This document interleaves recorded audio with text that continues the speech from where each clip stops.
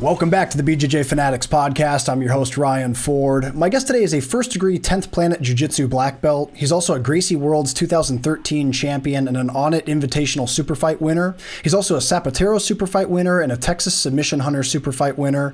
He's also the head instructor of 10th Planet Atlanta. Ladies and gentlemen, it's my pleasure to be joined today for the third time in my podcasting career by my good friend, Sean Applegate. How are you today, Sean?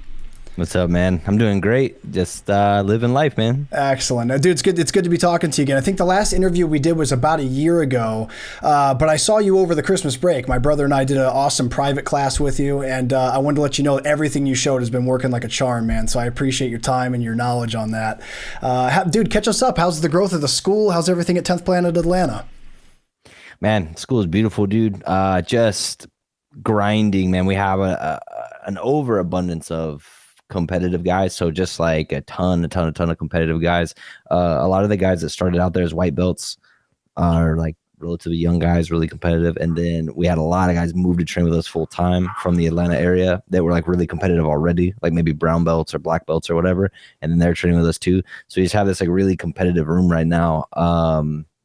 And so it's just a handful. It's like traveling for tournaments and just keeping up with these guys is insane, but it's a blast, man. I love it. Man, Sean, that's actually the subject I wanted to cover with you in depth today, because I know that you're a very dedicated coach. You're a great instructor, and you attract a lot of young competitive guys, man. I think that a lot of people listening right now probably have future aspirations to become teachers or coaches themselves someday.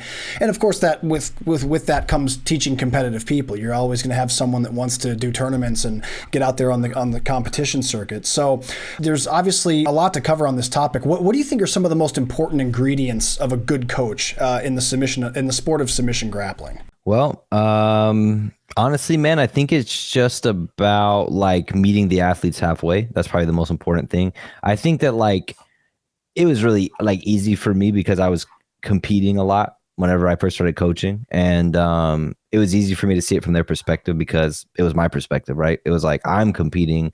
I wish I had a coach with me. I wish I had guys there with me that knew what was going on and could help me. And, so I think that like it's meeting the guys halfway. You can. That's one of the things about being a coach is you kind of can do this. But one of the things that I think is kind of like something you shouldn't do is try to tell your guys that they need to train super hard and be like, all right, look, guys, you need to be here. If you're going to try to be a professional, right? You need to be here twice a day, this many days a week. You need to be training this many rounds. You need to always take the hard rolls. You need to push through when you're sore and when you're tired and all these things. And then you don't ever sacrifice something that they don't have to sacrifice, right? So it's like you can't just say like, hey, man, I'm here twice a day, because you're not doing what they're doing. You're not in there breaking yourself twice a day, right? They're breaking themselves twice a day. So, so it's like, and you can be in there right there with them. Like you can try to be their training partner too, but that doesn't really work out that well either, because if you try to be their training partner, then you're not really watching them roll. You're not really like helping them. You know what I'm saying? And like strategizing. And like the other thing is really, dude, and this is probably going to be something that a lot of people disagree with, but there's this idea in jiu-jitsu that if we roll, that like the person who kind of gets the better of the other person is going to be able to provide valuable feedback to the other person. It's like not very real at like a high level of the sport. You know what I'm saying? Like, it's like, how do I explain to you that like when I did this thing to you and put you into this dilemma, there wasn't a good choice for you? Yeah. Well, what do I do if he grabs me like this? Yeah, dude, like you could go there. You tried that. Well, you could have gone here, but that sucks too. So, you know what I mean? Type stuff. Yeah. And so it's like we get into those weird scenarios. Now, sometimes the guys do take matches where the guy they're going against is like close to my size or my game or something like that. And it's like, all right, cool. Now I can get in here with you in your reps and really like dig in with you. But that's pretty rare, because like Ryan's obviously massive, and it's like, who does he fight that's built like me? No one. You know what I mean? Kevin is way bigger than me. Like even Chase, up until he had his gallbladder removed, was much larger than me. So it's like they're always fighting these guys that look nothing like me, play nothing like me. You know what I mean? So I think what you have to do is you have to sacrifice something that they don't have to sacrifice so that it's an even playing field. And most of the time, that's your time. So like, it's like these coaches that don't want to travel with their students. So like, oh, my student has a match in Colorado. Like the tournament's not going to pay for you to fly out to Colorado. You're lucky if they pay for your guy to fly out to Colorado, because that's just the state of jiu-jitsu right now. Like, they're not going to pay you to be there. You can't ask your student to pay you to be there because he's struggling to make money. He's a full-time jiu-jitsu athlete. Like, it's you cross the line between professional, like I should be always be getting paid for this kind of thing, and like sort of like sacrifice, you know what I'm saying? And it's like they sacrifice every single day in the gym, and they sacrifice when they go out and to compete and they put their body on the line. If you're not even willing to put in the extra time to go with them and be there with them through the whole process and coach them, then you're just generally going to get really poor results. You know what I mean? And I think that's how you end up with a bunch of guys that they don't really see the value of having a coach. They don't really like it. You know what I mean? Like, it's kind of like, they're like, oh yeah, this is my coach. He shows me some moves, but whatever, you know what I mean? And then you mess around and you get good enough to fight the best teams in the world, and you find out that they always have a coach. They always have a corner. They all, you know what I mean? Yeah. Like, I had to learn that the hard way. Like, first time I fought somebody from Danaher's, he had Gordon and Taza and like 3 other dudes in his corner, and I was like, oh. I just had my wife. Like, I was like, yo, Tori, you got this? Like, are you good? Like, tell Gordon to shut up. Like, you know what I mean? It's like, it was like, okay, cool. I really get it now. You know what I mean? And I understood then, and I was already doing those things for my guys then. I just didn't realize like how important it was back then. And then I understood. And then now that's like the main thing I hear from the guys that switched to our gym is, I'm trying to be really competitive. Maybe their coach was more of like trying to build a hobbyist room, you know, or like maybe their coach just was like, yeah, it's cool if you want to be competitive, but like, I'm not in a place. I have a family, kids. I can't travel like that, you know, like whatever the case is. But their main complaint is always like, I've basically been doing this by myself for years, and I'm looking for a team. You know what I mean? And a part of a team is a coach, you know? So anyway, I guess my point is like, they sacrifice every day. You have to be willing to sacrifice something that they don't have to sacrifice, which is like, you don't have to go to their tournament. They can easily just go there and compete, and it's all the same. Yeah. But if you spend your money and your time, that's your sacrifice. And that's what levels the playing field, I think. Oh, yeah. You know, and really makes them see that you have a value and you're doing something for them, just like they're doing something for you by, you know, showing up every day and listening to you and believing in what you're telling them. You're also willing to believe in them enough to show up with them and see them through it, you know? 100%. So it's important. Yeah, that really resonates with me because, man, I every tournament I ever did, except for 2 as a purple belt, I didn't have a coach at all. He did like I didn't have a coach that was just, he wasn't committed to the competition side of jiu-jitsu. And so every tournament I did as a white belt, blue belt, I did a pretty big handful. I was in my early 20s at that time, so I was, you know, a lot of free time and able to compete more. And it was always just me and my brother in my corner, or like one of our teammates that was maybe also a blue belt, or lucky if we had a purple or brown belt show up with us. And I know how that feels, even just as someone that wasn't pursuing being a professional grappler. So I can imagine for someone that has those kinds of aspirations, how much morale that it builds to look over and see you in their corner and that you're there with them. And even if you're going out of state, it's like, dude, I know Sean's coming with me. So that's really cool that you do that. And I like what you said too about meeting athletes halfway and how you don't expect them to do things that you wouldn't do yourself. And that kind of brings us to a topic that's come up in you know, in many different circles of jiu-jitsu, is whether or not it's necessary for a coach to have competitive experience himself. There's obviously your people out there like John Danaher and from the MMA world, Greg Jackson never fought professionally, but man, look what they produce though. But at the same time, how do you feel about that though? Do you feel that your experience being a competitor yourself gives you a particular edge, or do you think that it's not really that necessary at the end of the day? So I don't know, dude. Like, that's a really tough one for me because the thing is I competed a lot.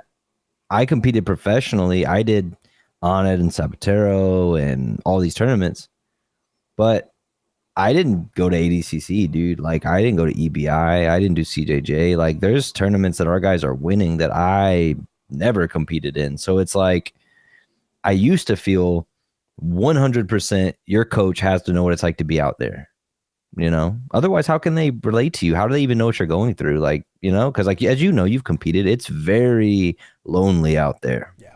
You know, Yeah, like 100%. Yeah. jujitsu is the only team sport that's not a team sport. You know what I'm saying? Like it's like what is this? So it's very lonely out there, and having a coach that can relate to what you're going through, you know. And so when I coach the guys that compete up to that level, when I coach the guys that compete up to like that mid-level of professional jiu-jitsu, like Zapatero and stuff like that, it's very, very, very easy for me to just be like, look, man, like, you know, I was there, you know, and but then like Ryan, like, all right, I'm doing CJJ Worlds, basically EBI, you know, it's like, all right, man, you know, like I'd never been there, but then like having over the last couple of years coached these guys competing in tournaments that are bigger than the ones I competed in, and having them win those tournaments, it was just like, oh, okay. So now I'm seeing more of like what goes on with like the Greg Jacksons and the John Danahers of the world, where it's like, I see, it's a different role. He didn't need me to be there to be relatable to him. Like he didn't need a competitor in his corner. That's not what he needed. He didn't need a guy going like, well, man, you know how this goes, man. You need to suck it up. Here's the thing, bro. Those guys, you develop a process to help them do this, but those guys get past all the things that they need you to be relatable to them for. Like by the time they're purple belts, they don't need you to tell them to calm down and manage their nerves. And I know it's tough out there, and sometimes you get tunnel vision and all that stuff. All the little competitive hiccups are out of their system by purple belt if you refine the process correctly. You know what I mean? Yeah. They don't really have bad days anymore after that. You know what I'm saying? It's more about like they need real strategical, tactical, and technical advice. That's what they need. You know what I'm saying? Like when Ryan competes, I've never had Ryan ask me a question about his nerves ever. As a matter of fact, I don't even ever know if he's truly nervous for a match until after the match is over. Wow. You know? And it's because he's so good at that. Like he's competed 1,000 times probably. He doesn't need me to relate to him and be like, it's okay, dude, I know you're nervous. Those are the white and blue belts. They need that. He needs me to go, your first opponent wrestles and leads with his right leg. You're going to need to do this to shift his weight. Here's the best tactic for the rule set. You know, that's what he needs. He needs me to like give him a path. You know what I mean? And it's like, so that's why guys like Danaher and John, like over at Jackson Wink, like those guys, Greg Jackson and Mike Winklejohn, those guys, that's how they can do that stuff, is because they realize what the guy needs. It's not really about the experience. Like, you know what I mean? Totally. And they study so much of the art that they're, you know, teaching or coaching, that they basically can come up with those things on the fly. They've seen it play out so many times. You know what I'm saying? And it's like, okay, I get it now. I used to think it was weird, dude. I used to be like, I don't know what's going on over there. You know, like when he talks to them, like, and they're competing at a super high level, do they just take it all at face value, or is there like some kind of thing? You know what I mean? Yeah. I once asked Oliver Taza why he stayed with John Danner. I was like, look, man, like surely, because, you know, I think there's this weird thing that happens in jiu-jitsu rooms where it's like the coach has to be better than everyone at jiu-jitsu. Like if he's not better than everyone in that room at jiu-jitsu, then it's not good. You know what I'm saying? Like something's going on over there, you know? And there's this idea in jiu-jitsu that you always need to be the best guy in the room. You always need to be or you never want to be the best guy in the room is what I mean. You never want to be the best guy in the room. It's just not true at all. Some of the best grapplers of all time were almost always the best guy in their room, right? Some of the best coaches of all time were never the best guy in the room. Yeah. Like when was Danaher the best guy in the room? Probably never, right? Yeah. Like he started out at Henzo, New York, stayed at Henzo, New York. He was probably never the best guy. Even when he could train hard, he's probably never the best guy in the room, you know? Yeah. But probably one of the most knowledgeable guys in the room, you know, when it came down to it. And so that's what I mean. And so it's like, you can definitely be the best guy in the room. How do you think Marcelo Garcia won all those ADCCs being the best guy in the room all the time? Like how did he win? Like, shouldn't he have just been getting destroyed if he was the best guy in the room? Like, who goes to his school and beats him up? Yeah, right. Exactly. No, nobody. Exactly. What about Hoffa? You know, like how did Hoffa win all those tournaments? You know, like I remember watching an ADCC countdown when I was like a white belt, and I was like the Atos ADCC training camp, and it was this cut of Keenan, and he was just like, he's like mid, you know, training session, he's kind of like sweating and breathing, and he's just like, man, he's like, Hoffa comes up here and nobody taps him, nobody passes him, nobody does anything to him. He destroys everyone. It's insane. Yeah. And like you're showing clips of Hoffa and he's just jacking people up. And I'm like, yeah, okay, cool. So he's the best guy in the room. Who beats Hoffa? Yeah. You know what I mean? Yeah. Nobody. Who goes to Lucas Laprise and beats Lucas up? Who goes to like, you know what I mean? Nobody. So it's like, you can totally be the best guy in the room. You can totally be, you know, as a coach, you don't have to be the best athlete in the room. You know what I mean? You think John Danaher can beat Gordon up? Let's be real. No. You know what I mean? Right, like, yeah. no, of course not. And so there's just a lot of myths and a lot of fallacies that we've sort of like, carried on and brought onto ourselves from jiu-jitsu being its developmental years. And I just think that we can just start to see through those, man. Like, not. So I think now, in short, you don't have to be a great competitor to be a great coach. And I don't really feel like there's a debate there. I mean, the greatest coach right now credentially is John Danaher, and he was never a competitor. So I do think that opens the door to a lot of snake oil salesmen. There's a lot of weirdos now that are like, well, John Danaher never competed. I don't have to compete. And it's like, bro, you're a blue belt. You have to chill. Yeah. You know what I'm saying? Like, you're not ready to run the school. Yeah. You know? Yeah. You know?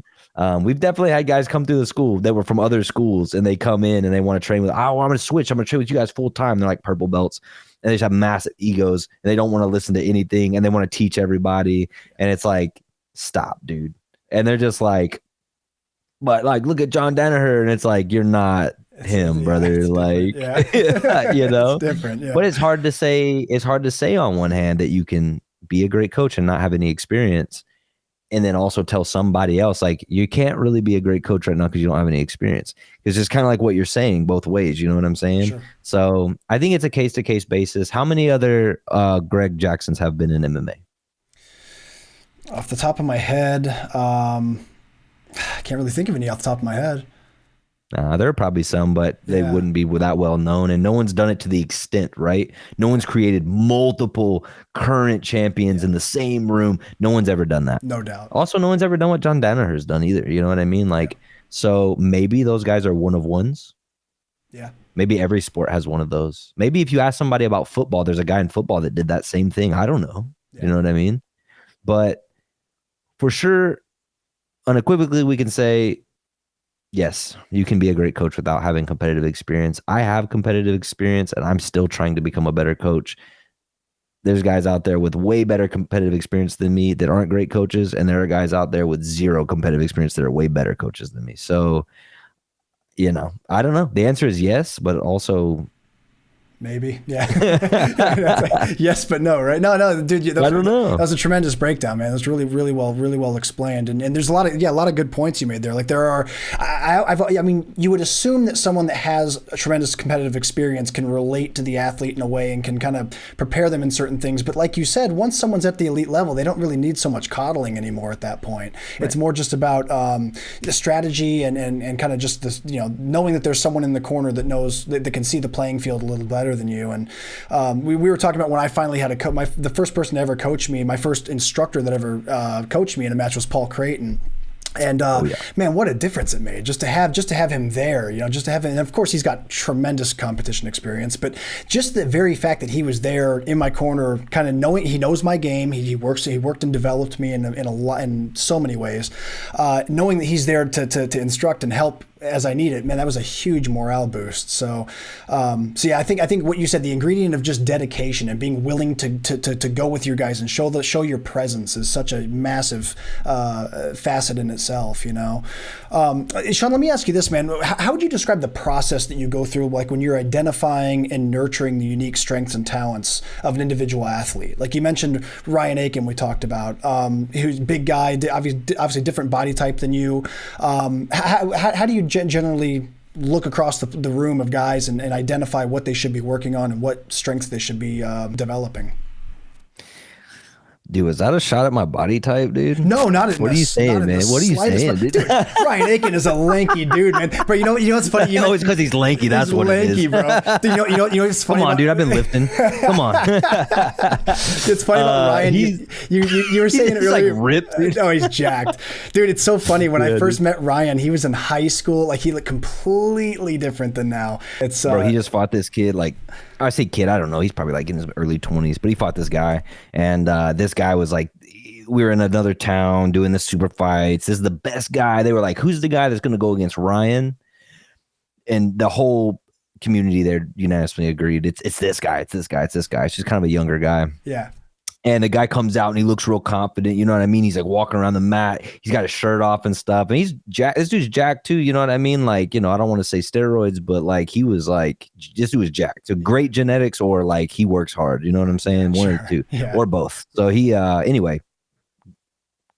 Guy looks very confident, doing his thing. All his guys are behind him. I got like 10 guys with me. We're out of town. You know what I mean? Lucky to have 10 guys with me, and they got like 40 dudes. Ryan walks out and I'm looking at Ryan. So I'm not really looking at him or whatever. Ryan walks out and he always does this goofy thing, man. And it cracks me up, but he does this sumo stomp thing when he gets on the mat, And I'm like, oh God, you're still doing this. And so he does his little sumo stomp thing. And I'm like, all right, man, cool. And then I look across the mat and the dude's just like looking at him, kind of like locked eyes. You know what I mean? And I'm like, all right, cool. But the guys that are with us, my guys are kind of like laughing or whatever, like giggling or whatever. And I think they're laughing at Ryan because I'm kind of laughing at Ryan too. And I'm like, all right, haha, whatever. And then after the match is over, and Ryan ends up fighting him twice that night. After the match is over, they were like, bro, did you see that guy's face? And I was like, what do you mean? And they were like, dude, when Ryan walked out, that dude looked so confident. And the moment that he did that little stomp thing, I just saw this dude's face drain. Oh, shit. And I was like, really? And then on the second match, he came out looking like that. He did not come out like, because Ryan had already submitted him. So the second match, he came out and he already looked like that, like already just kind of like, all right, man, come on, let's do this again. Kind of like look on his face. Yeah. And I was like, dang, that's crazy, man. Like just, you can see that, you know what I mean? Like with the kid and it is what it is, and the kid was great. He's a great kid, but it was just crazy to watch, you know what I mean? Like it was crazy to see that thing, that confidence thing. And that's Ryan, man. He just never, because that you're looking across at him and he is just like, you know what I mean? Yeah. And you're like, oh, and it's like, even as a coach, like I can't even really sense if he's nervous or not until after the match and we talk about it. And it was crazy because I've always felt that was pretty nuts, man. I feel like most people are, pretty easy to read. And then to see the other guy look at him and go, oh man, this guy's, you know what I mean? And he felt that too. And I was like, oh, okay, cool. So yeah, what I guess like what you're saying or whatever before I kind of derailed that or whatever, yeah. Like when it comes to like developing guys, like when it comes to like talent and stuff like that, there's no like one size fits all approach, right? Like there's just not, because everyone's so different, man. And like over all the years, I've had a ton of guys come to me and they're like, I'm going to be the next guy. You know what I'm saying? Like, I'm going to be the next guy. I'm going to be Gordon. All right, man, cool. And then we all have an uphill fight from there. We have an uphill fight physically. We have an uphill fight financially. We have an uphill fight mentally.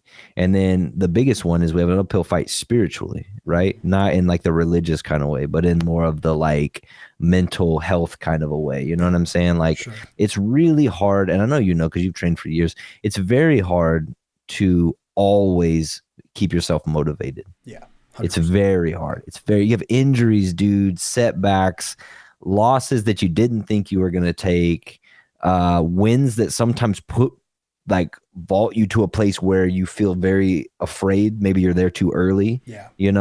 Things like that happen and they take a toll on the athlete. And ultimately, it's that athlete that decides if they are going to push forward. It's that athlete that decides if that's worth doing for them. You know what I mean? Like, so one of the things that sucks is like whenever somebody has like a weak will, so like basically they go out and as soon as things don't go their way, they start thinking about quitting.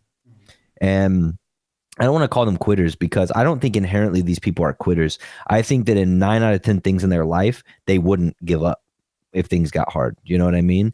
But there's a certain willpower you have to have when you go out in a match and you get completely gassed out and some dude mounts you and you're smothering under there. You're claustrophobic. You're in front of a bunch of people. You're probably going to lose, but you haven't lost yet.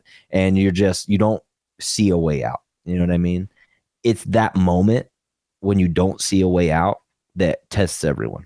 You know what I mean? Because there's the guys that are like, I don't care if there's a way out of here. I'm fighting until it's over. And then there are the guys that are like, well, there's no way out, so I might as well just give up now. You know what I mean? Sure. And it's, you know what's crazy in my experience? It's usually the more intelligent guys that give up. Really? It's the smarter people that give up. Yeah, because they've done so much stuff and they're so smart that they think about it and there's no way out. There's no way out. I might as well give up. Like, what's the point? It's futile to keep going. Like, I might as well just, who cares, right? You lose a match. You just keep going. You move forward. Like, they rationalize all that in the moment because they're smart. It's the dudes that are kind of like doofuses that just keep banging until, you know what I mean? And it's like, but that's just one attribute. Yeah. You know what I mean? But I'm just saying, though, it's like, it's a weak will.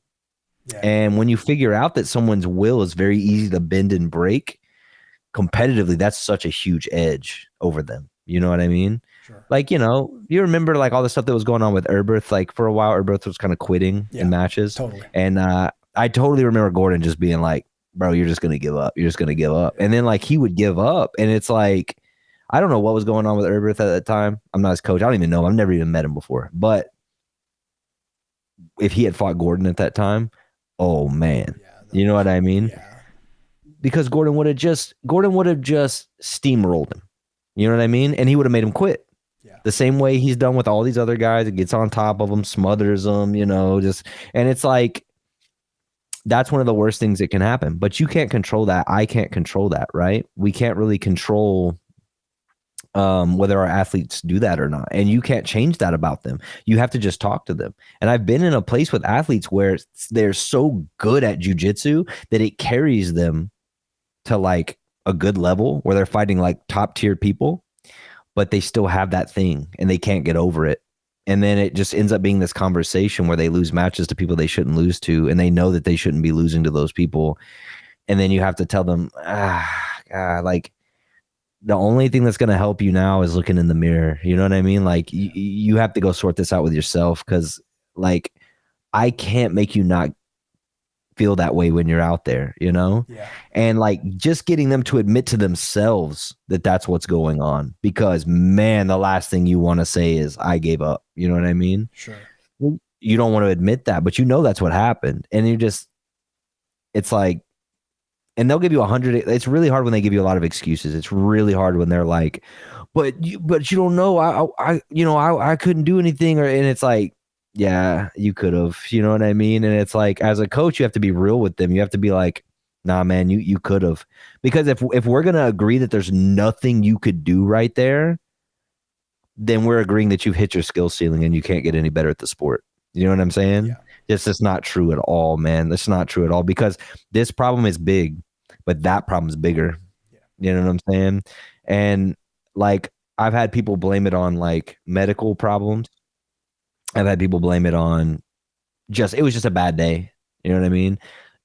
And it never fails, man. Until they go and sort it out, it will just keep happening. It will just keep happening. You know what I mean? I mean, I've had conversations where I've been like, if it's a medical problem, man, then maybe you should stop competing forever.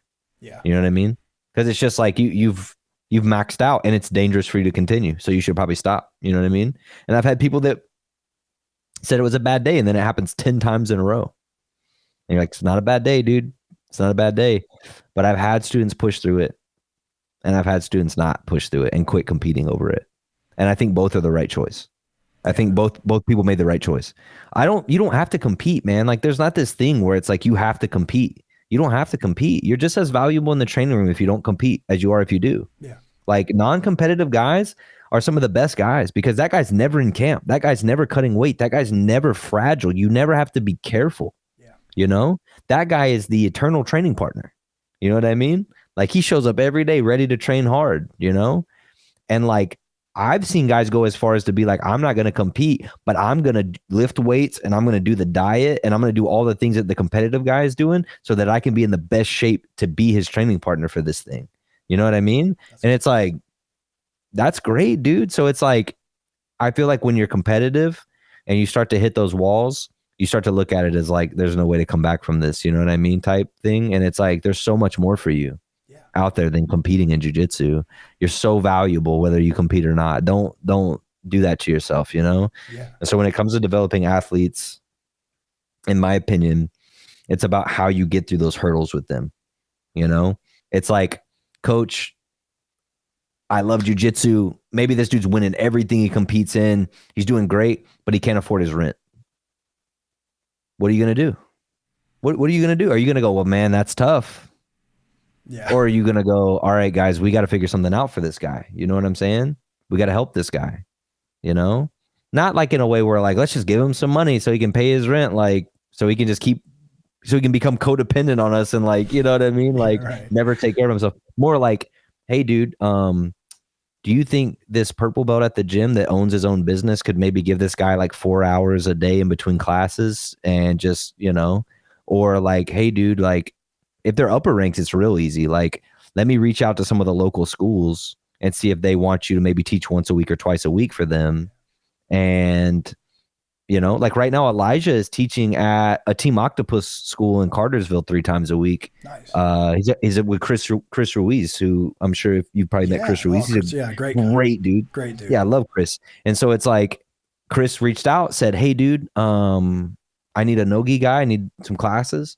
Do you have anyone? And I'm like, yeah, Elijah needs to make some money. He's a full-time jiu-jitsu guy, you know? So yeah, hook it up. And so he's been paying his rent, teaching classes at Chris's gym 3 nights a week. You know what I mean? And he worked it out where it's the nights where we don't have training. And so he just goes there and he does that. All of Chris's guys get the benefit of training with Elijah, you know, which is tremendous. He's a very competitive, high-level black belt. Yeah. And Elijah's getting his bills paid. You know what I mean? So it's like solving that problem. You know what I mean? And then it's like, okay, well, they have a mental issue. Like they're having a hard time in their training with this thing or that thing. You know what I mean? Or teaching them accountability. Like you lost your match, dude. There's no winning and learning. We learn no matter what. You lost. So now you go look in the mirror, you tell yourself you lost, and you come back and we have a conversation about how you don't lose your next one. You know what I mean? Like none of the nonsense, none of the cheerleading, you know? The cheerleading, this is the biggest issue I have, dude. This is a real problem in jiu-jitsu. The cheerleading destroys the athlete's mindset, destroys it. So it's like when you go out and you compete and you quit and everyone goes, well, you tried your hardest. No, he didn't. You know what I mean? That feeling you have in your gut when you quit, where you're just like, oh, dude, I'm so ashamed of this. That's what makes you not do it again. Yeah. Not everybody going, you know what, dude? Because then some of these guys are like, dang, so I can quit and no one cares? Maybe I'll just, you know what I mean? Like when it gets tough, maybe I'll just, you know, no one's going to be upset. You know what I mean? And you stop holding yourself accountable. You know what I mean? It's not that everyone needs to go, you man, you quitter, like whatever. It's not that. It's just like let them hold themselves accountable. Let them feel the way they're supposed to feel. You know? It's like when someone goes through a breakup, like what do you tell them? What do you say to someone who goes through a hard breakup? Do you go like, nah, man, you need to call this other girl right now. Let's get it going. You know, or do you go like, you know what, dude, take a couple days, process it down. It's very normal that you feel this way. You need to go through this range of emotion so that you can come out on the other side better. Because if you suppress this and you act like it's not a thing, there's some real problems that can come from that. You know what I'm saying? 100%. Same thing with jiu-jitsu, man. It's the cheerleading. And it's like none of our guys are getting cheerleaded. When they do well, even if they lose, it's like, hey, man, you did really well. You fought to the end. You tried, you know, all your stuff. That guy was just better than you today. We go back, we get better from this. You know what I mean? When they lose because they screw up, it's like, hey, man, you did well here, but you also screwed up over here, and this is what cost you big time, you know? And when they win, sometimes they win, and we're like, that's beautiful, man. Incredible job. Good work, dude. Keep doing that. Sometimes they win, and we go, dude, that was a close one. You got to fix all this stuff. So there's no cheerleading, and the cheerleading is a bad thing for their mental. So when it comes to developing them, it's all about honesty, number one. super honesty. You know what I mean? You're not training the right way, or you are training the right way. You're not doing the right things, or you are doing the right things. You know, that reinforcement matters and the honesty matters. And they need to look at you as somebody, if you're a coach, they need to look at you as someone who's always going to be honest with them. They don't ever need to question whether what you're telling them is the truth or not. You know what I'm saying? Yeah. And I think if you ask my guys, like, to a fault, that's pretty much me. Like, sometimes we all get along really, really, really well. And then sometimes it's like, all right, man, come over here and sit down. I got to tell you something you don't want to hear. You know what I mean? Like, yeah. And I think that thing right there, it keeps it real, you know? It keeps it real. And it's like, they always know. They always know, you know? And that's how you develop them. You keep it real with them, and you try to help them always, you know? Elijah knows. They have a problem. Oh, I need to make money this month. I need to pay rent. I got you, dog. Let me set you up a seminar somewhere. Let me get you a private lesson at the gym. Let me have you cover a class. I'll pay you. You know what I mean? Like, I got you. You know, I'm not going to do, I mean, you know, this white belt that's been competing in 3 Nagas, I'm probably not doing that. You know what I'm saying? Like, you know, but it's like, oh, you're here full time. Let me do something for you. You know what I mean? Let me help you out if I can, you know? And it's like sitting with them after class, listening to them talk about their lives, like, you know, or any number of things, you know? And it's like your ability to do all those things on an average is going to be your average ability as a coach. You know what I mean? Yeah. It's not like I you know, I had Brendan McCatherine coming up, and if I had a life problem, that dude was like the source. You know what I mean? He was like Google for life problems. Like, Brandon, listen, you know what I mean? Like, I got this thing going on in my life, dude. He'll be like, just do these things right here. And I'll be like, great. My life was better for it. You know what I mean? Yeah. But then, like, when it came to like, Brandon, I need you to travel with me across the country to this tournament. He's like, oh, I can't. I have 2 kids and a family and a school and all these things I have to take care of. And I never faulted him for it. I understood, you know, like, oh yeah, he can't do that. You know what I mean? So it's like an average of those things, you know what I mean? That make you, you know? So I think that's how it works when you're developing an athlete. Like, how well do you check all these boxes? That's incredible, man. Well, you know, one thing you're doing so well here, Sean, with your explanation of all this is that you're highlighting the fact that when you're a coach, especially working with athletes, you wear so many hats, man. You're everything from the strategist to the strategist. How do I say it? Whatever. I'm good with all that. Yeah, let's go. We'll check all those. Yeah, and then you're also kind of like a sports psychiatrist in some ways. You're a personal mentor. So yeah, it's interesting that there really are all these roles that you take on. There's something earlier you said that I wanted to circle back to, if you don't mind. You mentioned that a lot of times it can be the hardest people to coach can be the real hyper intelligent people, and I'd love to zoom on that a little bit. Do you find that people who are more, I guess, on the intelligent side of the IQ spectrum tend to like overanalyze everything too much? Do they tend to you mentioned overthinking? What are some of the other like difficulties of dealing with someone who is I guess higher IQ?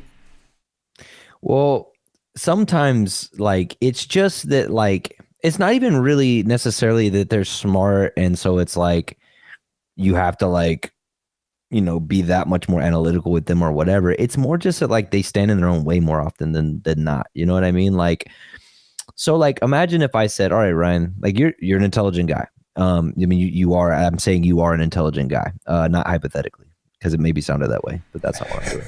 You could take shots at me. I'm not taking shots at you, man. Some people are going to agree with you, and some people are going to disagree with you, man. I don't imagine the comments. I did an interview with that guy. I don't know.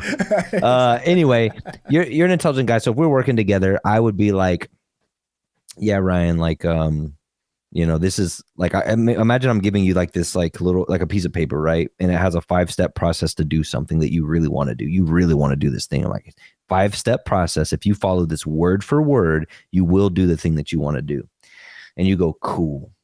And you read steps 1 through 3, and then you immediately try to do the thing. And then the thing doesn't work.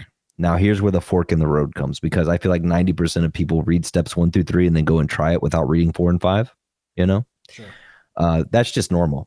I mean, I feel like men have a stereotype where it's like, we don't read instructions. You know what I'm saying? Right. Like, it's just a thing, you know? And it's not just men, women do it too. So it's like, it's just a thing, you know? I've definitely told Tori more than once, like, where's the instruction manual to this thing, dude? Like, you know? Yeah. So anyway, so I give you this thing and you say, all right, step 1 through 3, I read that. I'm going to go try it. I feel like I got a good grip of the first part of it. So even if I can just get the first part right, I'll come back. You know what I mean? You're probably really comfortable with your own learning process, as most intelligent people are. You're probably really comfortable getting in there and getting your hands dirty because you realize that experience is a key factor to learning something new, especially a skill. So you have all these ideas in your head that are great. The fork in the road comes with intelligent people when they're unwilling to go back to the 5 steps and get the last 2 steps. A lot of times they're unwilling to go back. They want to problem solve themselves now. Okay. Yeah.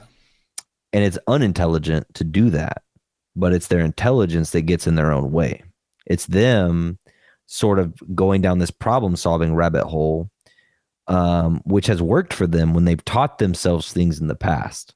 And I can see this because this is me. I did this to myself for a very long time, and I had to learn to not do that. So basically in my own life, I didn't have a coach with me every day in jiu-jitsu, and essentially had to learn jiu-jitsu through the lens of studying tape, asking people questions, traveling to train with other people, seminars, the various ways you learn jiu-jitsu other than having someone every day.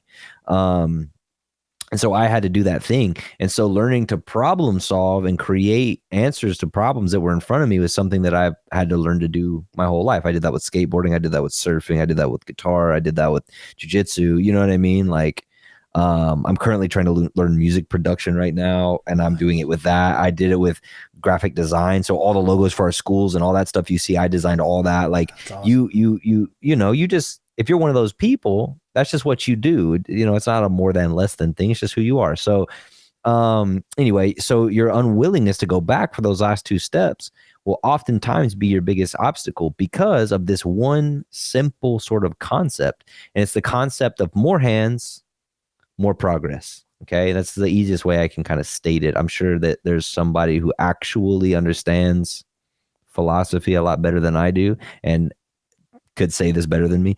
But the way I articulate it to the guys is, if we all had a job, a simple job, make a clay pot. Okay. And 20 people get 20 pieces of clay. Okay.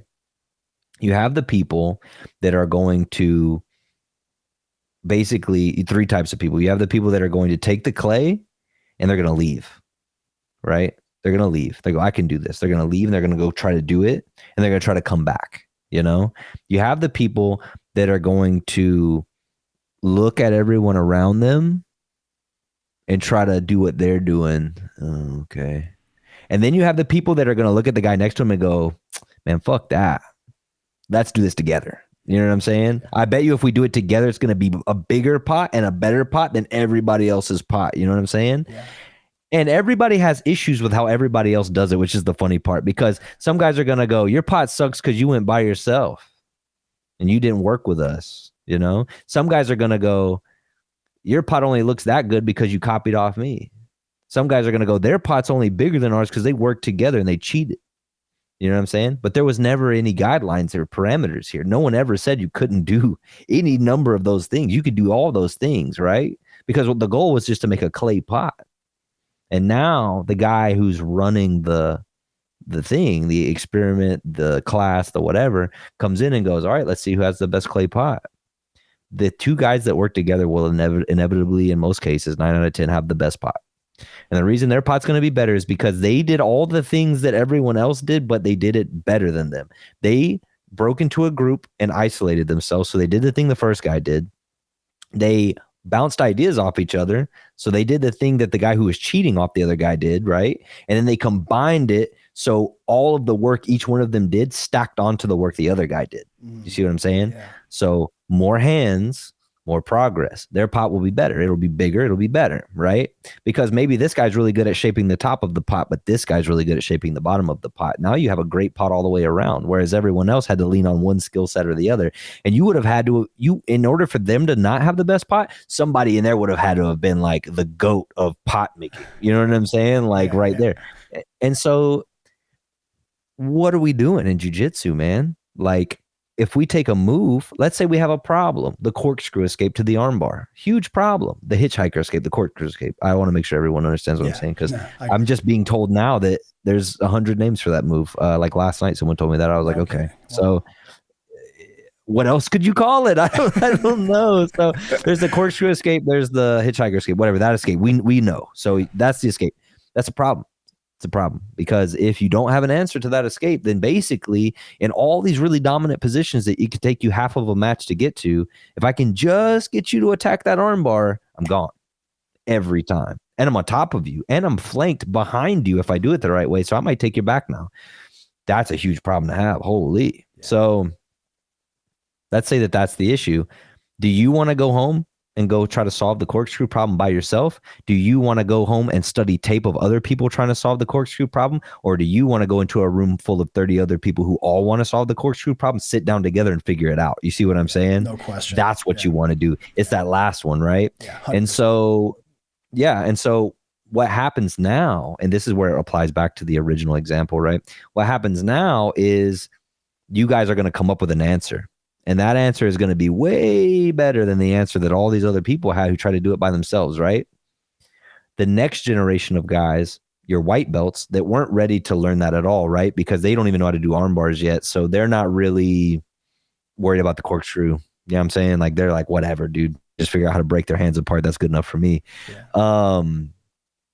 When it's time for them to learn the solution to the corkscrew, how much better will you be at the solution to the corkscrew a couple years later, after not only you had that little session of 30 people trying to figure it out, but multiple sessions like that where you've retaught it and you've done problem troubleshooting and all these other things and problem solving, and now it's even better now. And so when that guy learns it for the first time ever, he just asks you, Ryan, what do I do if this guy corkscrews? Man, sucks, dude. Yeah. You're like, I got you, dog. Yeah. And you show him the result of all of that, and he gets it on day one.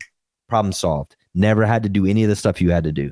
See what I'm saying? That's why the next generation always gets better faster than the previous generation, or whatever, that thing. Yeah. That's another concept. But the basic concept here was more hands, more progress. You see what I'm saying? Yeah. And so what if I'm step process on how to shut down the corkscrew escape? You get to step 3, and then you decide you need to redo steps 4 and 5. How long is it going to take you to figure out steps 4 and 5 on your own, compared to if you had just read steps 4 and 5 when you had trouble after step 3? You see what I'm saying? 100%. Yeah.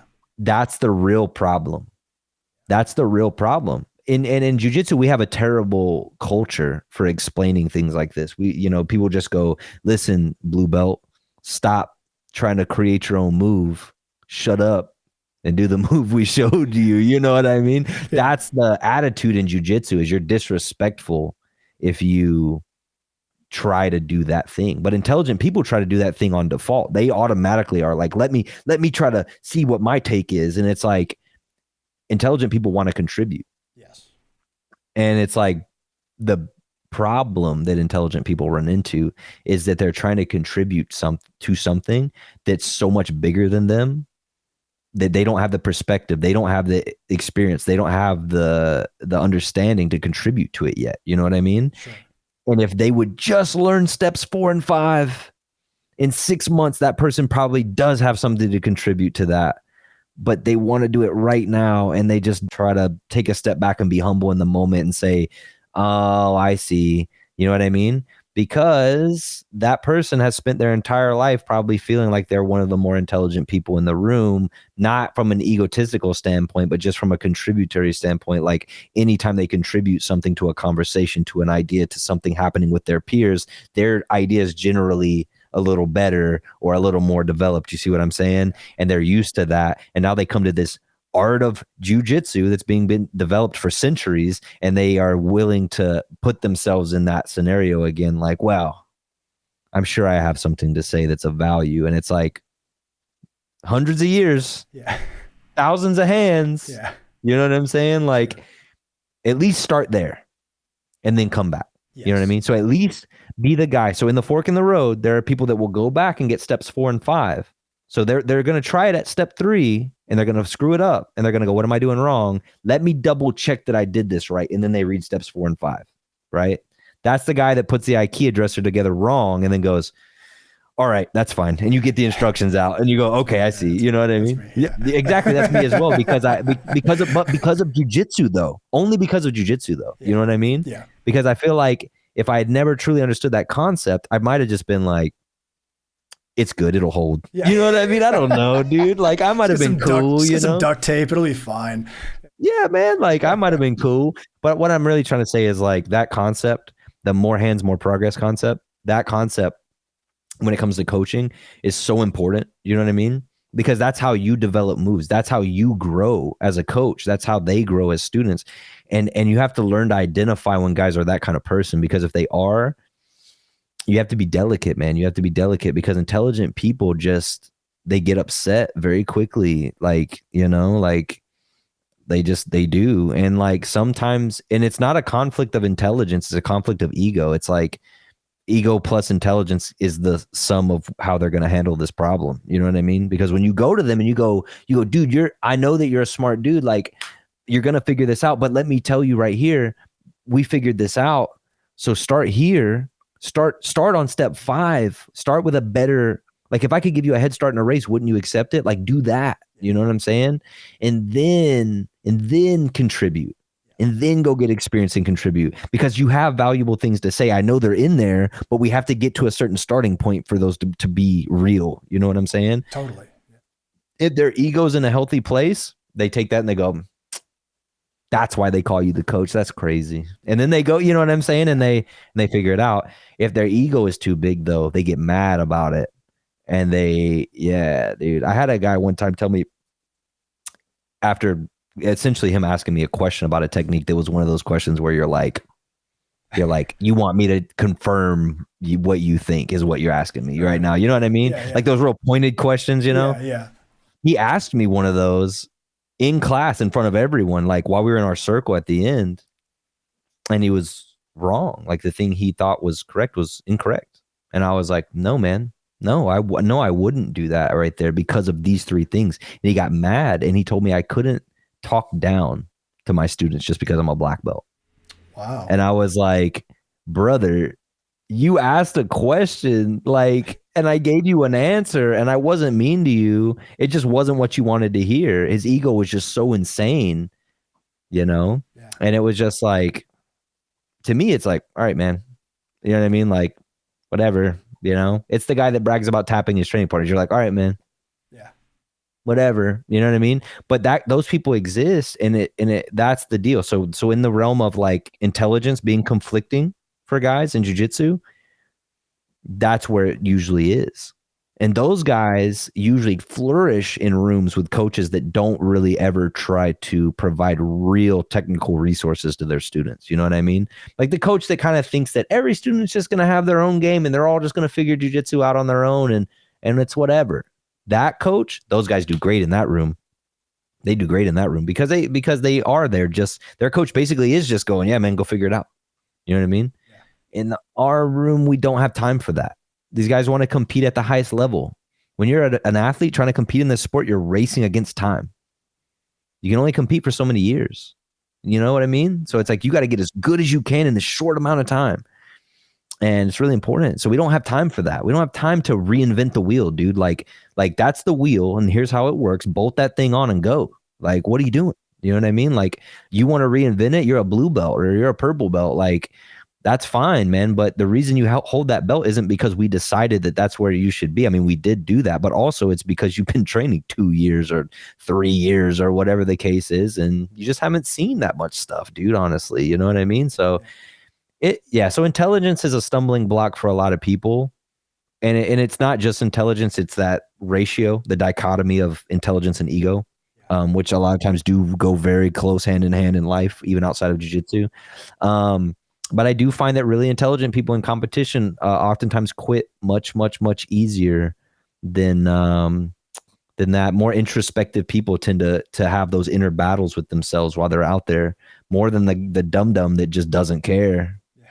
He's just throwing it all in the wind. He's like, I don't care. You know what I mean? Like that never quits. You know what I mean? So it's just like, That's really interesting, man. I appreciate what you said there about, the fact that jiu-jitsu has all this just, hundreds of years of empirical evidence about and data that I can see where a super smart person that comes in would have the natural the natural inclination to start tinkering with things and start trying to engineer things and stuff. But you're right. You don't want to, no matter how smart you are, you don't want to come in and completely ignore all the empirical data that's already been built. Definitely read through that first, then start trying to add your own advancements or your own variations and things like that. That was really well said, man. Sean, obviously communication skills are another thing that I think is crucial for coaches to have. Like to be successful anyways. The ability to deliver instructions and helpful information in a high stress situation like a grappling match is, in my opinion, separates great coaches from the mediocre. What are some examples, in your opinion, of like useless information that you see coaches deliver during a tournament, and what would be a more like effective alternative?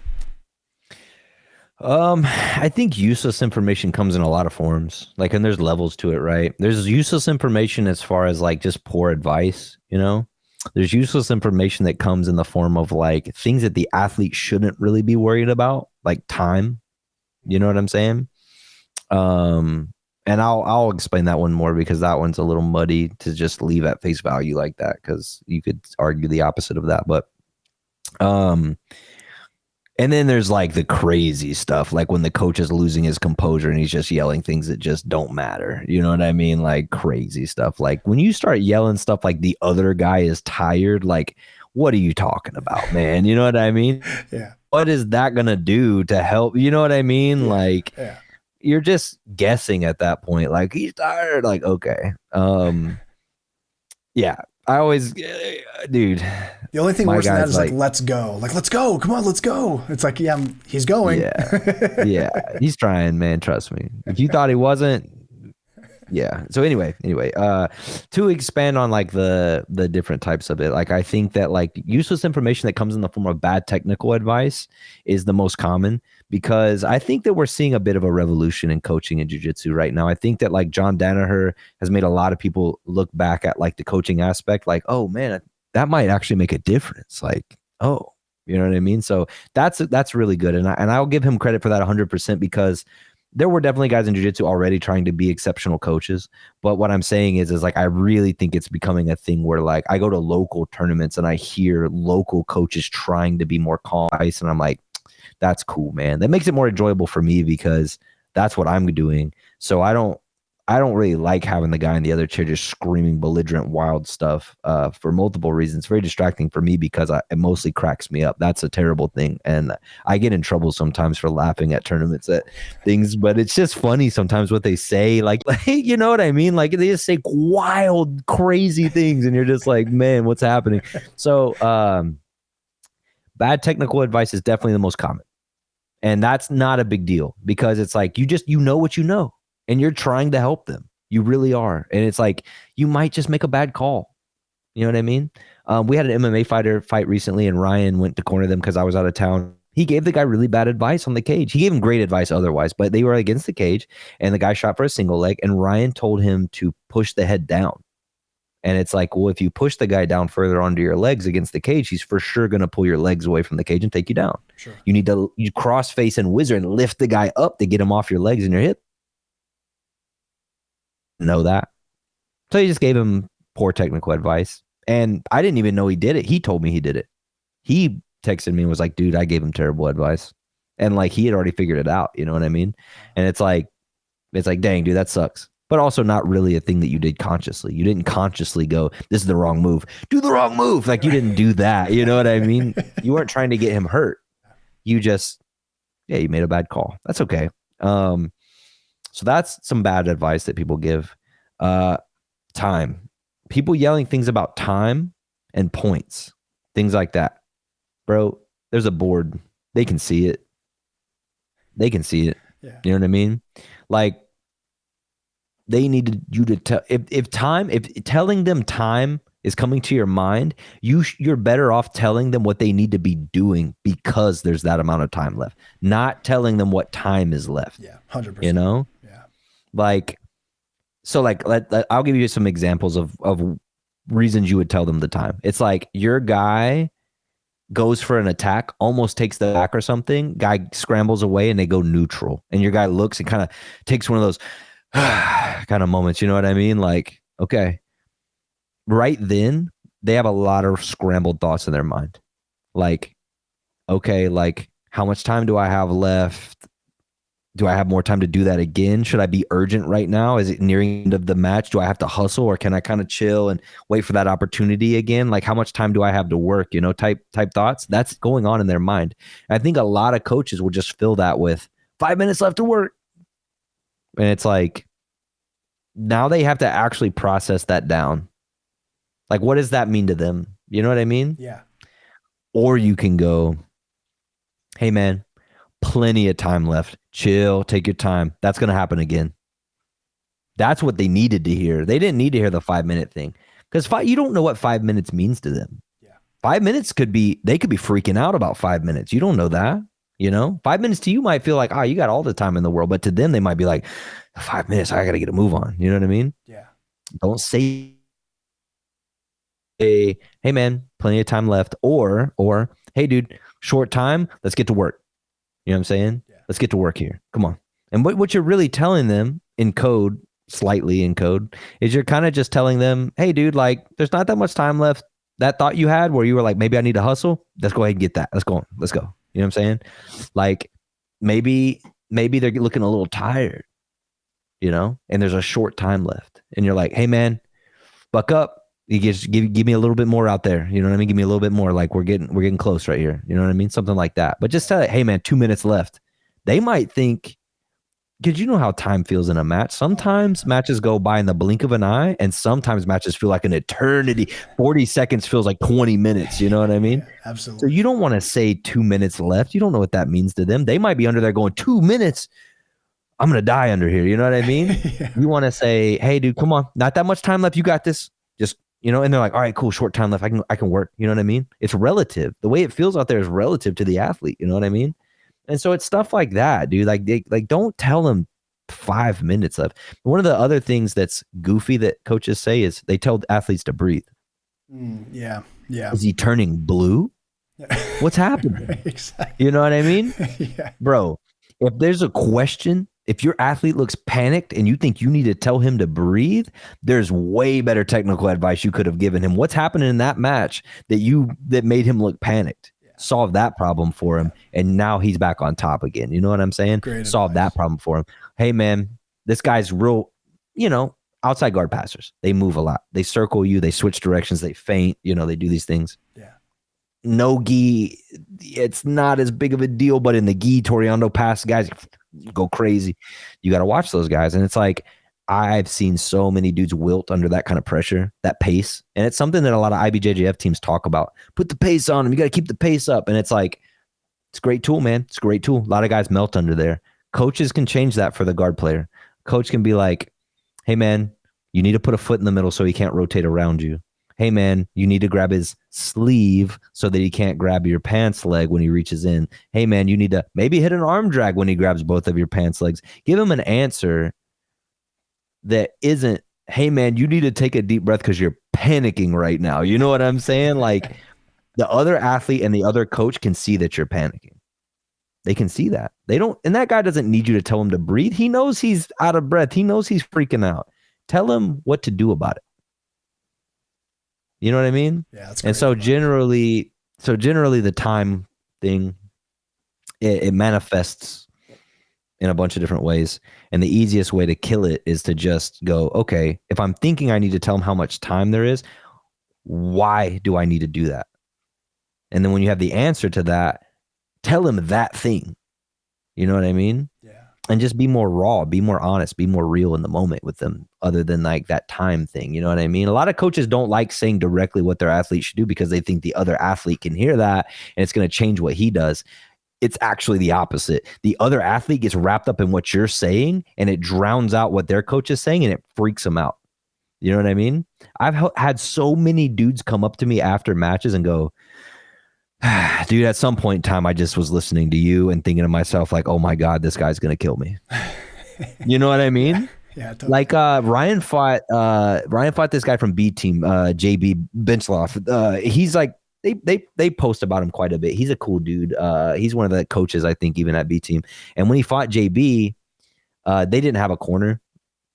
The B team guys didn't have a corner, unfortunately, that day. I don't know why, but JB told me after the match, he ended up losing the match to Ryan. Ryan had his back and ended up choking him. And JB was like, man, I'm going to be honest, dude. Like, I was trying him, was like the right move. And I was like, like, what am I supposed to do, man? And I was just like, I feel that, dude, because he did a really good job. And JB did a great job defending himself. But Ryan was just able to get him.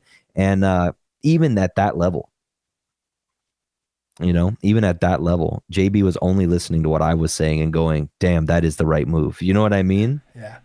And dude, I had a guy like 2 weeks ago at a tournament in Greenville, this 10th Planet. He was fighting a guy not from my school, but from another 10th Planet school. And he went for a toe hold on the 10th Planet guy, and he did it really poorly. And I was like, hey, dude, the guy who I was coaching, his name was Nick. I was like, hey, Nick, he can't really finish the toe hold like that. So go ahead and turn your leg this way, and his back's going to open up whenever he lets go.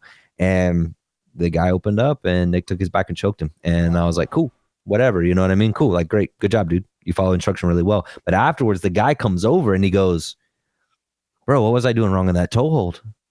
And I was like, oh, well, you did this, this, and this. And he goes, oh, that makes a ton of sense. He goes, when you said I didn't have it, I was like, I don't know. I think I do. And I squeezed it really hard and he didn't tap. And I was like, I don't have it. And then you said when I let go, he was going to take my back. And then I let go and he took my back. And I was like, it's like, he's got Nostradamus in his corner over there. What's going on? Right. And it's like, it has such an effect on the other guy. Ryan fought one more, but before we move on, Ryan fought another guy, and the guy, I was just walking him through his match, like, all right, man, put this hook in, do this thing, do that thing. And he ends up beating the guy. Halfway through the match, the guy in the corner was the guy's dad. The guy gets up and he goes, you're fighting a giant, like, genetic specimen, and he has an encyclopedia in his corner, dude. I don't know what to tell you. He said, like, halfway through the match. And I just, like, looked at the guy, and the guy was just like, I mean, and this is his dad. He doesn't even train. The guy was just kind of like, you know what I mean? And I was just like, that's the effect it has, though. You know what I mean? That's the effect it has. And it's like, I don't want to say, we need codes, or I don't want to say the wrong thing. The other athlete can hear me. And it's like, dude, if I see the other guy react when I give advice, I'm just going to start machine gun firing, whatever. You know what I mean? Because it's like, this dude's so distracted. He's not paying attention anymore. He's doing what I could say, Ryan, I want you to move to your right. I want you to move to your left. And the guy's going to juke one way and the other, you know what I mean? And like screw himself up. You know what I mean? And it's just like, man, what a power. You know what I mean? And and so anyway, my point is good advice can change the complexion of a match as much as any other factor in the match. Poor advice most of the time, poor advice just doesn't have an effect on the match at all. In my opinion, they say things, the athlete doesn't listen to them, or they do, and nothing changes. And you know what I mean? Yeah. It's just not a big deal if you give bad advice, I don't think, as far as like what's going to happen in the match. But if you give good advice, it changes things. Absolutely. Yeah. Sean, you and I met years and years ago, man, like way before I was even doing podcasting. I was reffing at Kikuto Submission Challenge in Atlanta, and you brought your guys over from Alabama. This is before you moved to Georgia. And I remember seeing you coach, and I was like, man, that guy, he first of all, you were the calmest one coaching. Like you said, the guys on the other side are like screaming and yelling and stuff. And some of it's in English, some of it's in Portuguese, depending who the team is. And you were always just super calm and chill. And I also remember that the stuff you were saying, there wasn't a high volume of advice you were throwing out there, but when you did throw out advice, it was very relevant. And I was just like, man, that's some like seriously, that's some clean coaching. And so that's why I wanted to pick your brain on this, because I've always thought that about you, because that was something that I always remembered about meeting you early on, was how calm and helpful you were as a coach. What do you think are the best methods to analyze, like, and assess the performance of your guys? Do you guys watch footage after matches? Do you guys review performances? What do you do typically to take that data and use it effectively? So generally, like, I don't go back and rewatch matches from my guys. You know what I mean? Like, it's just not like, for me, like in my process, it just doesn't add anything. Generally, and it's like, this is only something you can do with your own guys, right? And so like sometimes guys from other teams will ask me to corner them. I'm like, yeah, I got you, man. And I'll walk out with them and corner them, and they'll ask me what they should have done. And I try to give them some advice in the moment. but it's really hard. So with my guys, it's like, I know what you've been working on. I know what you came here to do. I know what the strategy was. And I know where you went wrong or you went right. Right after the match, win or lose, if you lose, you get like 10 minutes maybe. If you win, it's probably going to be right there when you walk off the mat. I'm just going to give it to you right there. Like, all right, man, here's the deal. Nice. You know what I mean? Because you haven't been affected by the cheerleaders yet. Okay. That's a big one. You haven't been affected by that yet. So let's try to like really streamline this. And then also you might have more matches. And if I can get your head off the fact that you just lost or you just won or that you're tired or whatever that thing is that you feel when you walk off that mat, and I can get it back on jiu-jitsu, back on getting better, then I know the next match is going to be a better performance. You know what I'm saying? Cool. And so I give it to them right then and there. And then we'll talk about it more if they have more questions. Sometimes they have questions. Sometimes they're like, all right, come over here to the warm-up mats. Let's work through this. And it's pretty easy to do. But, most of the time they don't. But that's how I do it. I watch their match right there. Now, if I can't be there, I obviously will have to watch tape. But I usually will only watch it once. And I'll be like, here's what you can do. You know what I mean? There's so much situational nonsense that happens in matches. You know what I mean? Like things that will just never happen again ever. It's like, you fumbled right here. You know what I mean? So Ryan had a match recently, ADCC Open, fought Mateus Lutes, and he lost. And he lost on points to Mateus. I don't know that Mateus ever attempted one submission in the match, which is fine. It's ADCC Open. It's how most matches play out. But Ryan had 2 or 3 positions on him where he should have absolutely destroyed Mateus, and he just didn't pull the trigger. And I don't know why. He doesn't know why. He had like a weird fog that day. Like he was just like, I don't know what's wrong with me, man. Like, and I mean, he won all his matches all the way to the finals, but it was just like, he just didn't feel right. But specifically, there was this moment where Mateus tried to pass him and Ryan got him in the half guard and Ryan got double underhooks on him. Now, the thing about that dude is when he gets double underhooks on you and squeezes it in, it's like, okay. You know what I mean? Yeah. It's like, okay, dude. Like today in training, he like at the very end of our round, he was like wrestling up on me and like had a single leg. And I was like, please stand up because I'm going to throw this Uchimata so hard when you stand up, dude. Like, and he didn't stand all the way up. He just reached up and locked both of his hands around me. I was like, oh my God. And he just sucked me underneath him. I was in half guard for the last 40 seconds of the match or the round we had today because he had double underhooks. Like I can't get away from him. He's so strong. He's a much larger dude, long arms. It's like, dude, there's very few people on this planet that can probably break that grip when you get it, dude. Like, it's an incredible mechanical grip. You're incredibly long-limbed, and you're incredibly strong for your size. It's like, what are they doing? And he had double underhooks on Mateus, and Mateus tried to square up. Ryan was coming up out of the half guard with the double underhooks. For sure, he's about to sweep him and score on him. And then when Mateus goes to pull back, Ryan just lets it go and lets Mateus move to a front headlock, and he ends up not scoring. And I'm like, bro, what's happening? You know what I mean? What is that? And we talk about it. And I was like, this was your opportunity. You had a bunch of other ones, but if you had one, like if we had to pick out 1 point, desert island grip that was going to win you this match, it was your double underhooks. And you let it go arbitrarily. And he was just like, damn. You know what I mean? And when I tell you, I mean, today he did it. When I tell you that no one is getting away from his double underhooks right now, I swear that. You know what I'm saying? And it's like that moment crushed him. It crushed him. Like he teared up and stuff. You know what I mean? Like, of course he did. This is his life. Yeah. It's his life. He teared up. I had to be honest with him. I was like, man, this was the worst you've performed. Like, I've never seen this happen to you. Just letting grips go. Like, what's happening? But like an hour later, he's fine. You know what I mean? It's time for technical conversations. You know what I mean? And he just was so much better off after that, dude. Like he's so much better off since then. You know what I mean? And it's like, that was the analysis. So when it comes to helping them post-match, whether they win or lose, we look right away at like, what were the big things that happened that cost you or won you the match? Do we reinforce those things or do we correct those things? And we do it right now. You know what I mean? And then when we get back to the gym, we can get down to the nitpicky stuff and the weird small things and the whatevers. You know what I'm saying? So we do it right there. I don't go back and watch their tape a bunch. And when we do tape studies, I tell them all, like, we can study anything you guys want, but we're not watching anyone's tape from the gym ever at our tape studies, ever. Never doing that.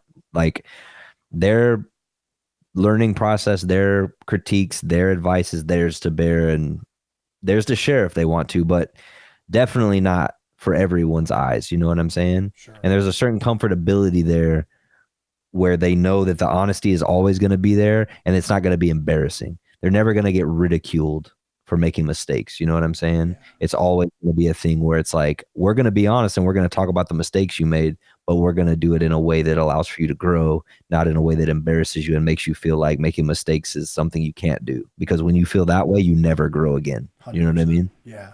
Absolutely. No, that's outstanding, man. I really like the idea of intercepting them before they reach all the other noise, whether it's positive or negative noise. I think that's a really smart idea. I think that, when you're fresh coming off of something and you're catching your breath, you are still pretty receptive to what just happened. And I think that if you receive good information in that moment, that performance now is tied very tightly to what was immediately said to you as you came off the mat. So that's very smart on your part, man. I could see that being something that probably really resonates with your guys a lot. Sean, man, dude, time is flying by here, man. I haven't even played the pummel game with you. So you've played this before. You've played a couple times, but I like to sometimes put people through the pummel more than once because sometimes we get different answers. If you guys are new to the show, every episode I play a game called the pummel. It's a series of random questions. Some of these are about jiu-jitsu. Some of them have nothing to do with jiu-jitsu. But Sean, you're going to play, I think, for the third time here. So here we go. Worst job you ever had in your life? Yeah, hotel front desk. I probably said that last time. I don't remember. Just resonates. I don't remember if you did or not. Yeah, just dealing with hotel. Was it overnight or were you working the day? Yeah, dude, I did them both. I did the overnight, the 11 to 7, and I also did the 7 to 3, and a couple of times the 3 to 11s. But dude, give us your wildest hotel employee story that you can remember. I'm gonna tell you this. I don't know if this is admissible on this podcast. I'm sure it's fine. Go ahead. So one time, I hope I didn't tell this one last time. I don't think you did. One time, I'm working at this hotel. This is a second hotel. I worked at 2 hotels that lasted about a year and a half. One hotel for a very short period of time. That's where I did all the overnights.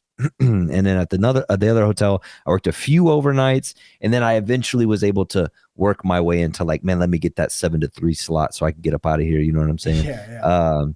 So, because you're just not a real person when you work overnights. I'm gonna be honest. It's horrible. Yeah. Dude, and I feel like people like sympathize with the like staying up all night part, but the part that you don't know is how you just don't have a life. Yeah. It's like you get off work at like whatever time, 7 a.m, and you go home and it's daylight, and it's like I could go to sleep. I have to be back at work at 11. You wake up at like 3 p.m. What can you really do in between? Yeah. Like, you know what I mean? It's like terrible. Yeah. Dude, it's so anyway, I'm living that life. Okay. I'm at the second hotel, right? Now this hotel's layout's very interesting. You go in the front door, desk is to the left, long desk, right? Very close to the door. And then there's a hallway directly in front of you. Now that hallway goes left and right. When you go right, it goes to the pool. So the desk is here. If you turn left from the desk, hallway, pool, same floor, same, it's like 50 yards. Okay. So I'm there. You can smell chlorine from where you're sitting, probably. Yeah. Essentially, yeah. So I'm hanging out, and it's Gulf Shores, man. It's tourist destination. You know what I mean? Like, always got tourists coming in.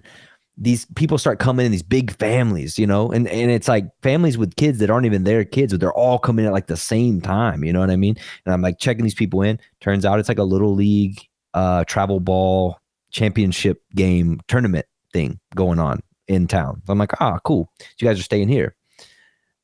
This guy comes in with his one kid, and this woman comes in with her one kid, and they're separate. And so I'm checking her in. I get her done.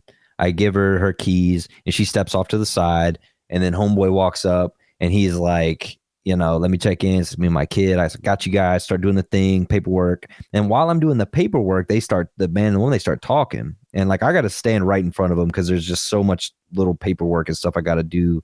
You know what I mean? But so it's like, I can hear this conversation very clearly, even though I kind of don't want to. And it's like, I'm doing my paperwork thing. And he's like, first thing out of his mouth, where's the husband? And she's just like, oh, he had some stuff going on. He couldn't make the trip. And then she's like, where's the wife? And he's like, same kind of deal. And I'm like, that's weird. I'm filling the paperwork. And they don't say anything inappropriate, but that's kind of how that goes down. Right. And then the woman is like, hey, what time does the pool close? Because they're checking at like 6 p.m., And she's like, what time does the pool close? I'm like, I was like, the pool closes at like 10, like 9:30, 10 o'clock. You know what I mean? So you guys got time. If you guys need extra towels, let me know. I'll hook you guys up, but keep it on the low because some of these families got 37 kids with them, and I just don't have that many towels. You know what I'm saying? Y'all got one kid apiece. I got you guys. You know what I mean? But keep it on the low. Yeah. And they're like, all right, bet. So they go off. And I'm checking all these other people in. I kind of forget about them, honestly, because like I said, they didn't say anything inappropriate in the conversation. I just recalled that later with the story. So it's like, whatever. And so then I see people going to the pool, you know what I mean? Bunch of people, because they got to walk past me, and I'm chilling. And then I see a bunch of people leave the pool, whatever. And this older guy comes down that's not with the baseball teams. And he's like, hey, I'm going to go to the pool. And there was like 20, 30 minutes left before the pool's going to close. I'm like, yeah, man, sure. 20, 30 minutes. You know what I mean? If you need anything, let me know. I got you extra towel, whatever you got. And he's like, all right. He's probably like 60s, something like that. He goes down there and then almost immediately comes back and then goes back down there again 15 minutes later. And then he comes back to the desk. And when he comes to the desk, he has like this little camera with him, like a little handy cam. You know what I mean? Oh no. And he walks over and this is like 2009, 2010. You know what I mean? Yeah. Like smartphones, like not everyone has an iPhone at this point. You know what I'm saying? So he comes back with this little like handy cam and he's like, I just wanted you to know what was going on in your pool. Yeah. And I was like, okay, sure, man. And he turns the camera around and the door to the pool had like a little porthole kind of thing on it. And he had just put the camera up to it. And this dude and this woman are in the hot tub going at it, boy. Going at it, dude. All the kids are gone. The kids aren't anywhere to be seen. There's no one in there but them. And this old man went down there to go to the pool and kind of like saw what was going on and was like, probably was like, he's not going to believe me if I just tell him. Right, yeah. So he goes and gets his camera. Or maybe he just was like, let me film this. You know what I'm saying? On some like home movie type stuff. I don't know what he was into. I'm not judging him. You know what I'm saying? But he goes down there and he gets his little flick. You know what I mean? And he comes back and he shows it to me. And I'm like, bro, what? And he's like, he literally looks me dead in my face after he shows me. He goes, I don't know what you're supposed to do about that, man, but I just wanted you to know that's what's going on down there. Oh my God. And I was just like, dude, I don't know. So I was like, dude, anyway, so I was like, this is insane. I'm definitely not going down there. I'm definitely not walking down there. And so 20, 30 minutes goes by. I see them pass back by, like they're going back upstairs and they're all smiles and laughs and stuff like that. And I'm just like, holy brother, holy. So there's a security camera in the pool. I mean, I didn't have access to any of the security cameras. You know what I mean? Yeah. Only the managers and the owners of the hotel. They were in like the office, locked, And so I just told the manager lady the next day, I was like, listen, the security cameras got something crazy on them right now. So when you go back in there and you look at the security camera from the pool, if there's a complaint, you know what I'm saying? If there's any of that, I already know about it. Yeah, right.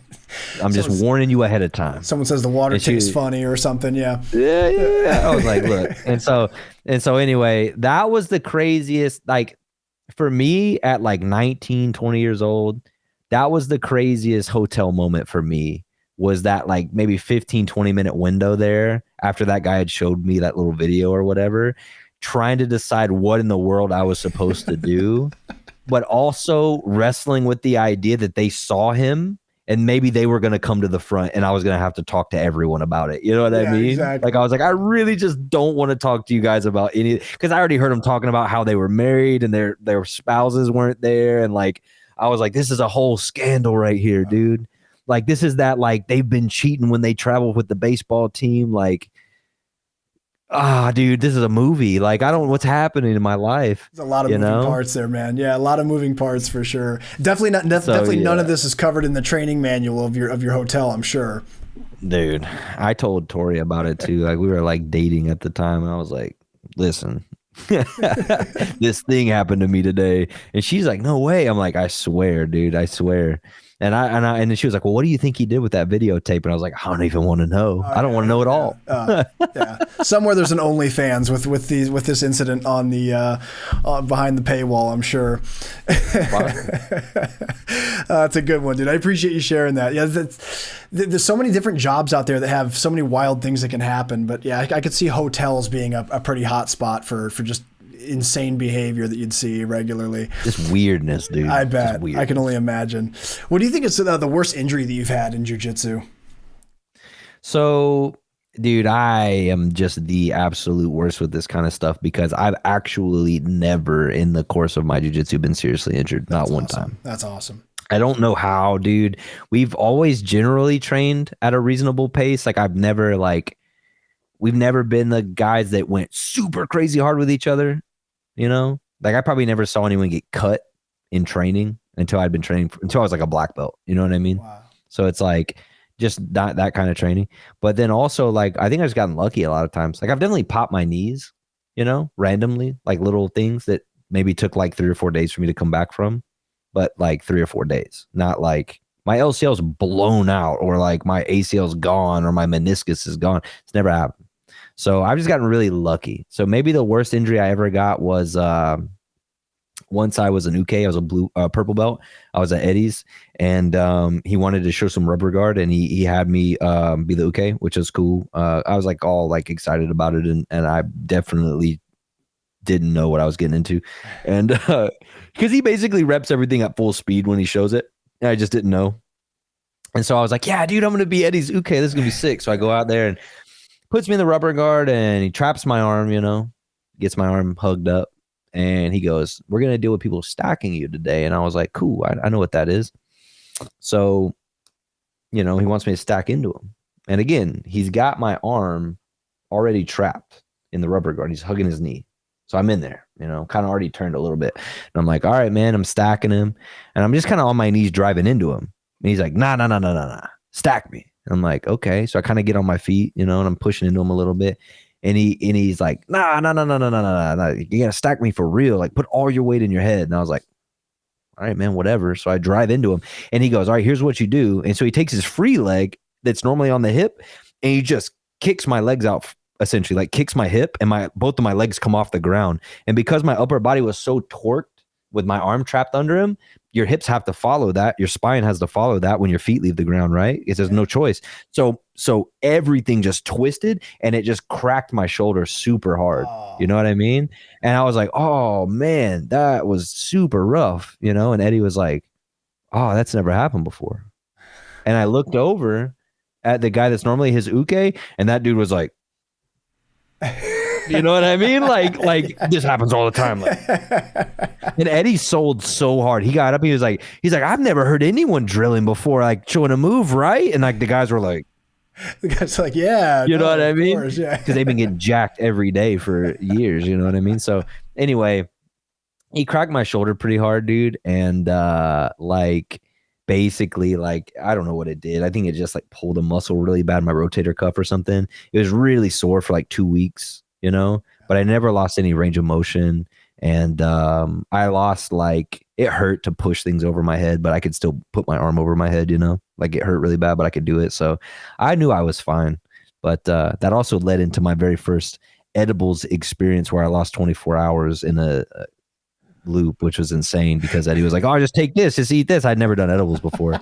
And I lost an entire day, you know, locked in one position nonetheless. Like woke up the next day thinking it had been an hour and it had been 25 hours. So that was an interesting experience that led into, but that's my worst injury. That's amazing. That's amazing. I like that there's layers of that story, man. There's the injury itself. You're with Eddie, and then there's also the dosage you took afterward. That's amazing. You didn't end up wandering outside anywhere. So you lost 24 hours, but you were in the same place. You're pretty sure, dude. Okay, I'll just tell you. Right. It's not a super long story, but it's a wild one. All right, go ahead. I basically, he gave Brandon's neck was hurt. Same trip. Me and Brandon McCatherine, same trip. Yeah. We're going to go to LA for a week. Then we're going to go up to Carmel, like San Jose, like area, Northern California. We're going to go to Carmel, like Bay of Monterey, and hang out for like a few days and stay in this house, which is cool. It's going to be a good time. But now we're both injured. Last day I get injured. He got injured the day before. So Eddie gives Brandon the edibles. He said, hey, you guys got like another 4 or 5 days here. Take these with you and it'll help you manage the pain. And Brandon was like, all right. Now at this time, Brandon was like super anti like weed, anti-alcohol. Like, I'll do none of that.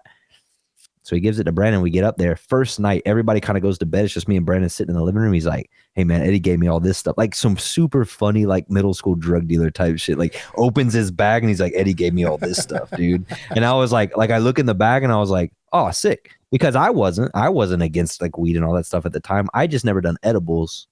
I'm from Alabama and like weed is highly illegal, like jail for years if you get caught type stuff. So anyway, I was like, oh, those are edibles. He goes, yeah. And so he gave him these bars of chocolate and they were like as wide as like maybe a Tootsie Roll or like maybe one row of like a Hershey's bar, Yeah. And they were like, I don't know, like 6 inches long. And there was 6 pieces on each one, right? And again, I'm sure if you have any experience with edibles, you realize like how very different edibles and just like smoking weed are. It's very, very different. Different high, different everything. And so I'm like, yeah, sure, dude, I'll eat one. Are you going to eat one? He's like, I don't know, dude. I don't know, man. And he's real conflicted. And I was like, well, look, man, here's the deal. You don't have to do any of this stuff. I don't want you to feel like I think you have to do any of this stuff. I'm going to eat these regardless of what you do. You know what I'm saying? Because my shoulder hurts and I'm ready to go to sleep. And he's like, all right, no problem. So we were about to go to bed. And so I get one of the bars and I take 2 of the little pieces. I break 2 of the little pieces off and I'm like, surely you shouldn't eat the whole bar. I've heard dumb stories about this stuff. So I break off 2 pieces and I eat them. And then I lay down and I go to sleep. And I wake up the next day and I'm like, okay, whatever. And they're like, we're going to make breakfast. And then when we get done with breakfast, we're all going to go down to Carmel, which is like the little town on the Bay of Monterey. And we're going to walk around all day. So, whatever you need to do to get ready for that. And I'm like, all right, cool. So I eat breakfast. I come back to the room. Or I'm in the room before I eat breakfast, actually. I'm chilling. And I'm like, oh, okay, after breakfast, we're going to leave. So I get the little bar out and I got the last little 4 sections. And I go, last night I ate 2 and it didn't do nothing. Okay? Nothing. So I'm going to eat these last 4 and that's going to set me up all day. You know what I'm saying? Or at least it's going to set me up for a little while, right? Because if I got to come back and get more, I'll come back. I don't care. But if it gets me through the morning, I'm good. You know what I mean? And so I eat the last little 4 pieces, of that one bar. And then I go and I eat breakfast and we hang out for 20 or 30 minutes. And then I'm like, yeah, let me go in the room real quick. I gotta grab something before we go. And now me and Brandon are staying in this room. And in the corners of the room, there are like twin beds, like separated from each other. And I'm in one, he's another. So I go over to my bed and I sit down and I just kind of lean against the wall, like my shoulder against the wall. And I lay my head against the wall and I fall asleep. Because I was extremely high at this point because I had eaten 4 of those pieces. And the night before I had fallen asleep well before they kicked in. So I had no idea what I was getting into. And so I fall asleep and I wake up and I'm in the same spot, leaning against the wall. I look at my phone and it's been like an hour or 2 hours. And I'm like, oh no, they probably left me, dude. And so I go out in the living room and they're all sitting in the living room. I was like, dude, I thought you guys would have left me for sure. Dude, you guys weren't waiting for me this whole time, were you? And they were like, nah, dude, that was yesterday. And I'm like, what? And they're like, dude, that was yesterday. And I'm like, I've been sitting here for 25. They're like, yeah, man. Brandon goes, yeah, I came in when we came back from walking around. I came in and I just like checked your breathing, make sure you're still alive. You're still good. So I just let you stay there, man. I just figured, whatever. And I was like, and then when you went to bed at night and I was still sitting there, you were like sick and you just tucked in. And he's like, yeah. And I'm like, bro, I've been sitting in this spot for 25 hours. I lost a whole day. So I text Eddie immediately and I was just like, bro, I just lost a whole day. And he was like, what do you mean? And I was like, I ate one of those edibles that you gave us. And he was like, how much did you eat? And I'm like, well, I ate 4 pieces. And he goes, what? You ate 4 pieces? And I'm like, yeah. And Eddie's like, well, you know what, dude? And then this is classic Eddie. That's what happens, man. You start smoking weed, you start doing edibles, dude. The first thing that happens, you catch up on all the sleep you needed to catch up on. Like try to gaslight me or something or make it sound like it was a good thing. And I was like, nah, dude, I just dosed myself, bro. Like what? It's like, dude, my neck's been stuck in a position against a wall for 25 hours. That couldn't help. Now I got a neck problem and a shoulder problem. Nah, it was cool. It was funny though. And I was just like, man. And then we go and then so imagine like the whole build up to Brandon's like real nervous about this stuff or whatever because he doesn't do it. He forgets about it. He doesn't eat any of them. He forgets about it. We get to the airport in LA. And Brandon, we get in the security line. We're going through the snake, you know, and Brandon goes, "Oh no, dude, these things are still in my bag." And I was like, "Okay." And he was like, "Oh, I got to throw this stuff away, dude." Oh man, you think if they see me throw it away, I'll get in trouble? And I'm like, "No, what?" And he's like, "Come over here." So I come over there. He's like, "Stand right here." And he's like behind me, like throwing the edibles away in the trash can, dude. And I was like, "What's happening right now, dude?" So, it's not illegal. It's not illegal over there at all, dude, at all. And it was just like the funniest because it's funny because Brandon was like like at that time it's like Brandon was like my mentor and stuff in a lot of ways in life, you know what I mean? I never had like a lot of good positive male role models in my life. Not that I had bad ones, I just didn't have any. And he was like my first like, you know, real positive male role model. And like weed was just not something I was scared of in any way. Like I grew up smoking weed, hanging out, going to the beach, doing the whole nine. And so like to see him like kind of panicking and acting like kind of like, oh, about the weed, you know, was just so funny for me. Cause I was just like, dude, like, like, you know what I mean? Yeah. It's just super comical to me. But I mean, I love that dude. He's much more open with that stuff now, but it was just so funny, man. That's hilarious. I love Brandon, man. I love hearing these kinds of stories, man. These are stories we don't get to hear often, so I appreciate you sharing that. What do you think? Is your favorite junk food to have? That's tough. I'm gonna be honest with you. A lot of choices. Because when I open the snack gate, you know what I'm saying? Yeah. That's a very quick downward spiral there. Snack food. Usually go like salty or sweet. What do you usually go towards first? Oh, man, I could do either one, bounce dog. Sometimes both at the same time. You know what I'm saying? Like a chocolate covered pretzel. God damn. Yeah, bro. Yeah.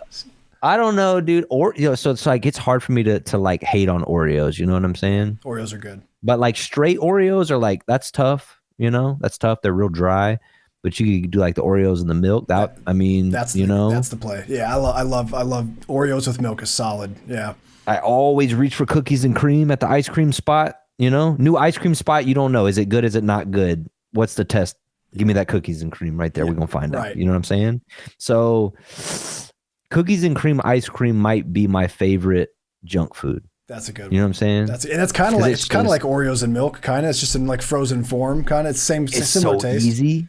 You know, let me ask you this. So you're down on the Oreos and milk, right? That's your bag. Oh yeah, yeah. Okay. Love it. Yeah. So do you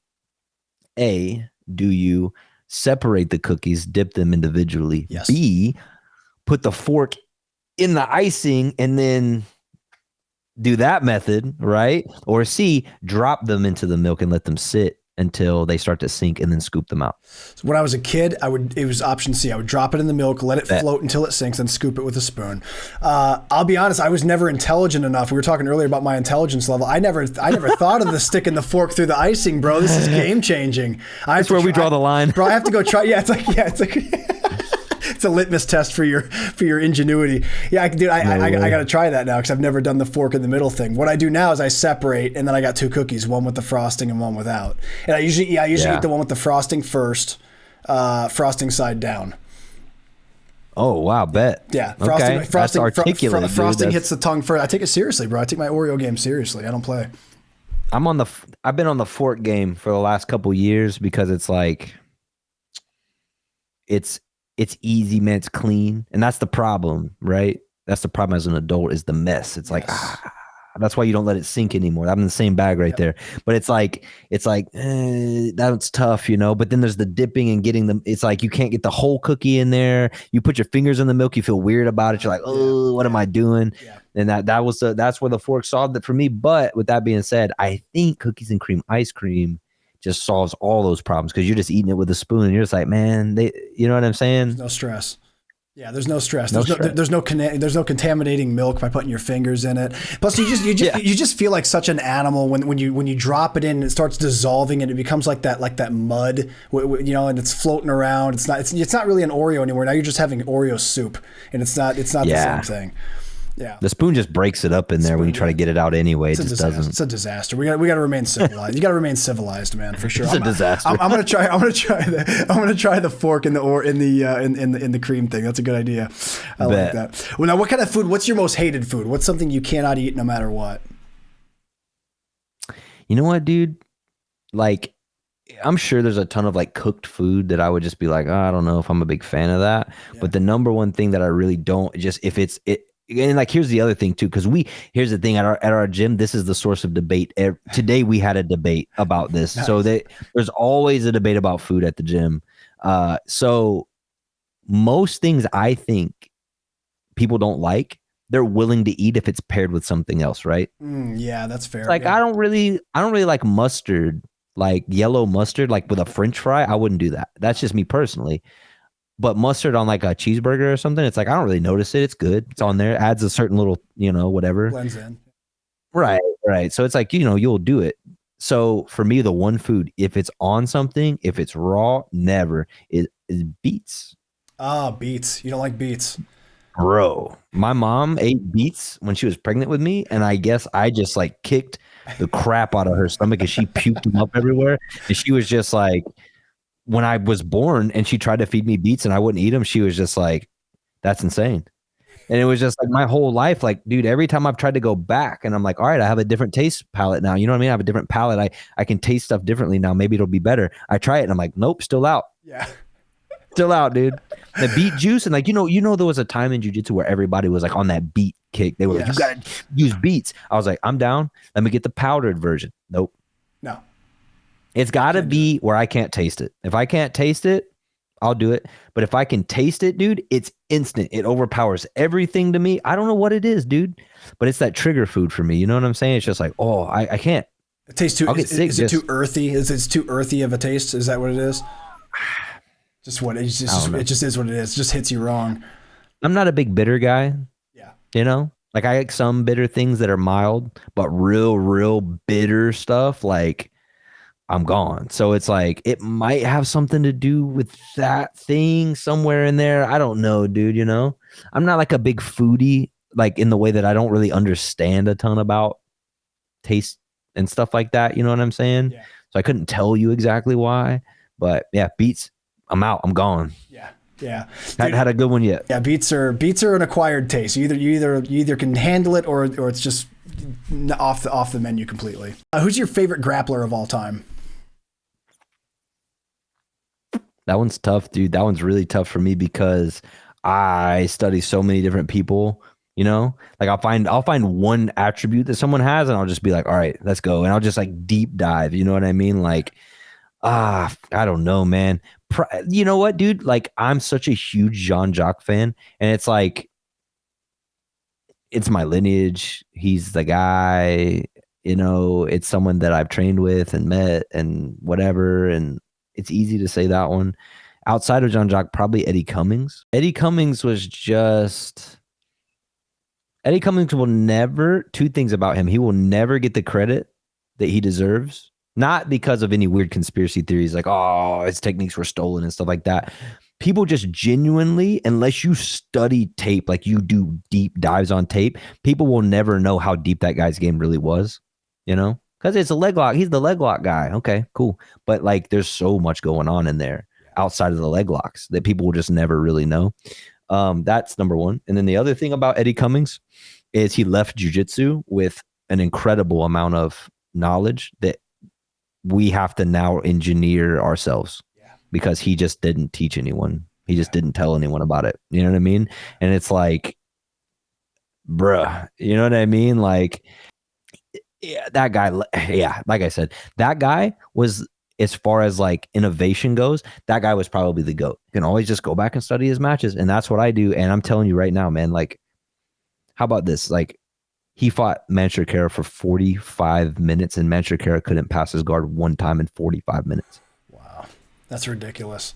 45 minutes. Didn't sub Manchur. Didn't sub him. Manchur didn't spin the match running away from Eddie Cummings. Couldn't pass him. Was tangled up with him for 45 minutes and couldn't pass him. Wow. That's Manchurkera. Wow. Toquinho couldn't pass him.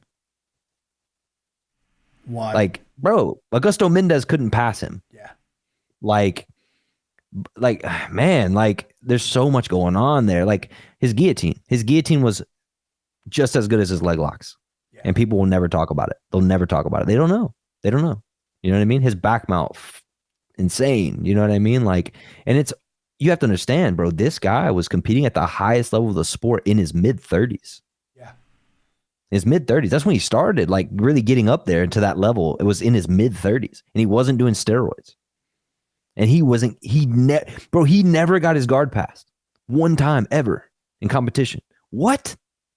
The Meows have gotten their guard passed. Yeah. You know what I mean? Like, the guys who were supposed to never get their guard passed have gotten their guards passed. Not Eddie Cummings. Yeah, he really was like an enigma, man. Like, and the other thing is, like, once he was done, he was like, he's disappeared. Like, I don't think he's even participating in jiu-jitsu at all anymore. So it's like he was like this crazy figure, really incredible, talented guy, and then poof, just gone. So it's kind of an interesting story, and that's cool that you mentioned him, man. That he doesn't get mentioned a lot. So that's cool that you threw him out there for sure. What do you think is your biggest phobia? Oh, I don't know, dude. I have these stressful dreams, dude. Yeah. Sometimes I get stressed out, dog. Yeah, like nightmares for me are not about monsters and scary stuff. Nightmares for me are about stress, dude. Like, really? Yeah, man. Yeah. So I don't know, dude. I don't know I think my biggest phobia would be like accident, like being put in a place where you feel like you had to do something that was like illegal, like you had to do it. You know what I mean? Yeah. And then you just can't ever live a even semi-normal life again after that. That's my biggest nightmare. I actually have that nightmare every once in a while, that I'll be put in some kind of situation where I have to make a decision where I have to break a law or something like that. That's like crazy. And then like, it's like, all right, now I'm in this position where like I can go to jail forever, or I can run from the police and never live a normal life ever again. The stress that comes from that is like, I wake up and I'm like, like you need a minute. Trying to convince myself that I'm didn't happen. You know what I mean? Like, I think that might be my biggest fear in life is, and like, that's a lot to say because I feel like sometimes, like, I've been in positions where I thought I might die and it wasn't really that crazy. You know what I'm saying? Yeah. Like it was fucked up. I thought I was going to die, but it wasn't like, oh no, panic. It was like, okay, what can I really do about this? You know what I mean? Yeah. Nothing. Okay. Like on a plane, you think your plane's going to crash? You know what I mean? Yeah. It's like, all right, whatever. You know what I mean? Like, It's been a great ride. You know what I mean? Like, that wasn't nearly as stressful as the thought of trying to continue life in like a fugitive state. You know what I mean? Yeah. Because like you could just go to jail, but it's like, bro, that's pretty stressful. Not just, for life though, not like, 18 months. Like, you know what I mean? That sucks too. But I'm just saying, like, for life, you're going to go to like some crazy ass penitentiary or something. You know what I'm saying? I don't know. I don't even know how it works. It just terrifies me. Yeah, for sure. There was a YouTube video I was watching not long ago. This guy, I think he's like a former CIA guy, and he makes these videos about how to like go off the grid, or he talks about like, and I was on a YouTube rabbit hole one day and stumbled upon this guy's video, and he was talking all about like what life is actually like if you're actually like on the lam, if you're actually like a fugitive. And bro, it's like, dude, I don't know if it's I mean, I guess it's not worse than prison, but it's not that much better than being in prison anyways, it seems like. Because like you can't have anything. Like he was saying, like you can't have you basically have to take a bus everywhere. You can't ever use a car. When you use public transportation, it has to be in certain areas. He says like you can't have a phone. You can't have anything. So it's like, damn, dude, I mean, I guess okay, you're not getting assaulted or whatever in prison, but Man, that's a crappy life. So it's a realistic phobia. I mean, it's a I can see why it's a phobia for sure. That would not be a cool. You can't build relationships with people, bro. You put them in danger. It's like, and it's not even about you at that point. It's about them. You can't even involve people. Yeah. Your family's gone. Yep. You don't have a family anymore. You can't talk to anyone ever again. That's what he said. Yeah. I'm saying that's stress, baby. That's real stress right there. You know what I'm saying? Yeah. Well, plus like I was thinking about that in my situation. Like, man, what if something crazy happened where I had to do that? And I mean, like, I'd be like the easiest person to find because it would be only a matter of time before I strolled into a jiu-jitsu gym somewhere and like I had to get some training in. I had to like, have some human interaction, be involved in what I love. And eventually they're probably just waiting like, yeah, anywhere in the world where there's jiu-jitsu, we can find this guy, So I'm saying that's crazy. Who do you think's your favorite superhero? I don't know, dude. Favorite superhero? That's tough. I'm a Marvel guy. I don't really watch. I'm not really involved heavily with DC. You know what I'm saying? Okay. Not because they just fail 100%, just because I kind of hate Superman, dude. Oh, really? Okay. Yeah. It's just kind of. I just kind of like don't like that. It just feels like the cheapest story element of all time. Like, what do you mean? This guy. Like, okay, all right. This is the summary of why I don't really like Superman. This wasn't the direction of the question, but this is always becomes the follow-up on this one. You got to write a new Superman story. You Ryan, you're going to write a new Superman story. All right. Okay. Don't involve kryptonite. Go. Here you go. You go. What? Yeah, dude. I don't even know where to begin. You have to. So then, if we know that, I go, oh look, it's a new Superman story. I wonder what they're gonna do with kryptonite this time. It's the same because nothing else. He's not weak to anything else, dude. It's like, yo, like this sucks, man. Like it's the same story every time. So anyway, he's so fast he can stop the earth from rotating. He's bulletproof. He shoots lasers out of his eyes. He can fly. It's just like, okay. Like Batman's really interesting, right? He's a regular dude. Yeah. He's just a regular guy. But also at the same time, he's not that interesting because it's like he's just a regular guy. It's like, how much can he really do? So if you push so the thing is with Superman is you've gone too far. And the thing with Batman is you didn't go far enough. So if you start to like make him do superhuman stuff, it's like, wait a minute. Yeah. He can't jump off of a 10-story building and land on the concrete. He can't do that. Batman can't do that. He needs a parachute. You got to have a zip line. Yeah, you know what I'm saying? Bane breaks his back. He's done. He's a regular dude. He's done. Don't give me this. He came back from that. He didn't come back from that. He's done. You know what I'm saying? So anyway, the newest Batman movie, the one with the dude from Twilight or whatever. Oh, yeah. I thought that was fire. I liked it a lot too. I liked it. I did too. I liked it. So I'm not trying to just hate. Like blanket hate, you know what I'm saying? Yeah. But DC's not my bag. Marvel's my bag, but I don't think my favorite character from Marvel was always like Carnage. You know what I'm saying? Yeah, dude, hell yeah, Carnage is awesome. And so I never really cared too much about the superheroes in Marvel. They're cool, you know what I'm saying? And I think the Marvel movies have breathed like a new personality into those characters because like Guardians of the Galaxy comic book wasn't really that great, honestly. You know what I mean? Like when I was getting comic books as a kid, Guardians of the Galaxy was not what I was reaching for. Right. You know what I mean? Yeah. But those movies are awesome. You know what I mean? They're great. Love them. So I don't know, dude. And then I feel like Carnage and Venom have almost always gotten done dirty in the cinematic universe. You know, the new Venom movies are cool with Tom Hardy, but the Carnage was not so good in that last one. I kind of thought finally my dude is going to get some screen time. And I watched it and I was like, it was okay. So I always liked Carnage, dude. He's just straight up villain. He's not even anti-hero. He's not even Venom. He's just straight up murder everybody type stuff. But he just, the craziness, the chaos of Carnage just always interested me. You know what I mean? Absolutely. Did you play the video game? I had the video game on Sega back in the day. Remember that game? Oh, yes, I did, dude. Bro, I loved that game so much.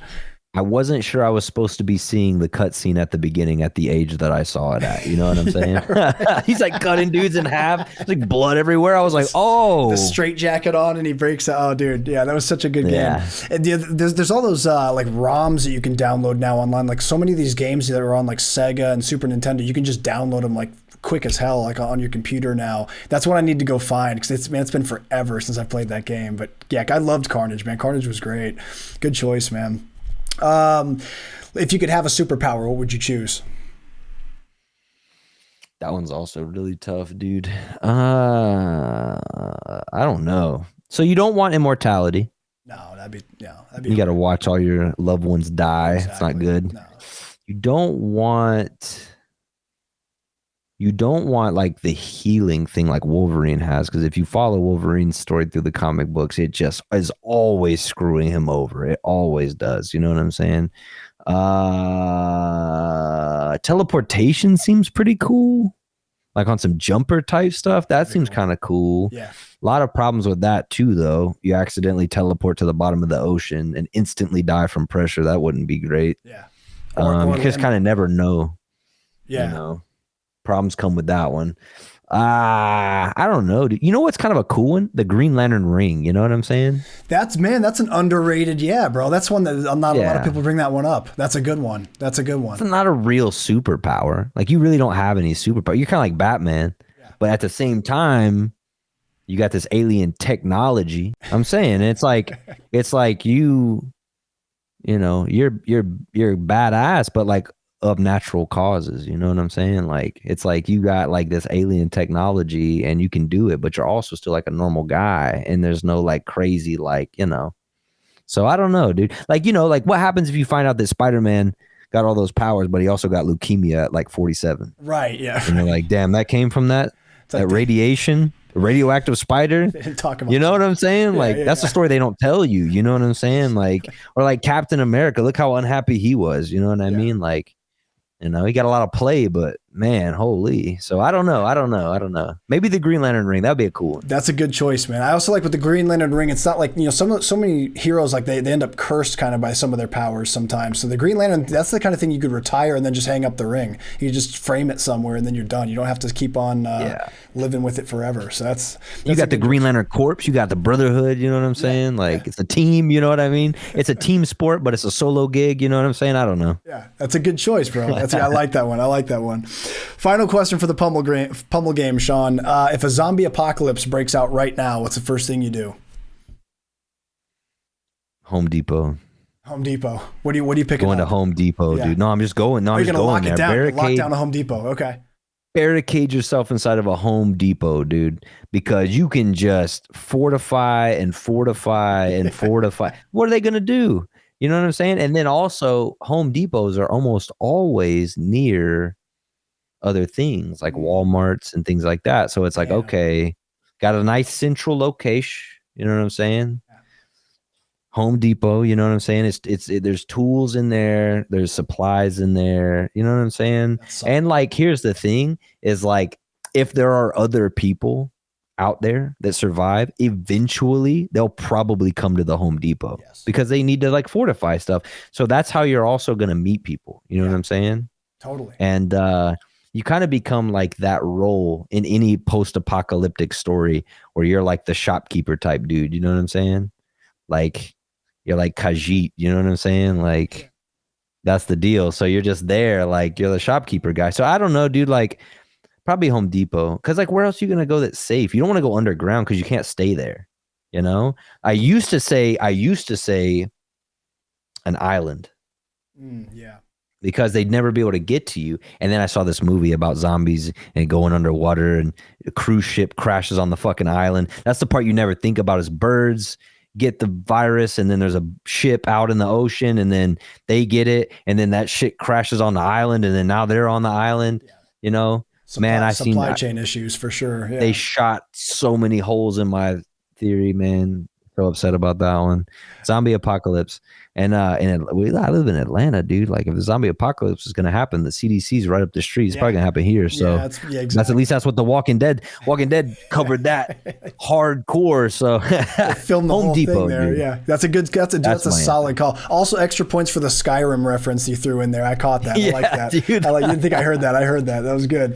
It's funny because I always thought locking down a Costco would be a good call, because of all the bagged food food and the clothes. But dude, you're right. If it's always close to a Home Depot. There's usually like a Home Depot or a Lowe's nearby, and then you got all the tools and all the lumber and all the forklifts, and that's solid, man. I think I might have to reevaluate my own zombie apocalypse plan after that one. I appreciate that. It's also like a tier list for like what people are gonna fight you over too, right? Yes, 100%. Because you got to think about that, like the craziness, right? Yeah. So it's like what's the first thing people are gonna fight over? Is probably food. You know what I'm saying? So I don't want to be in the way of that. Yeah. Like, go get your food and do your thing. Then when you guys get done, whoever wins that little battle royale, whoever comes out of the Costco, you know, that guy can trade me food for whatever I got at the Home Depot. You know what I'm saying? Yeah. All I got to do is fight off a bunch of out of shape contractors. I'm in there, dude. I'm in there. They're not ready. Then you can deal with the winners of the Costco Invitational or whatever. Yeah, it's perfect. Yeah.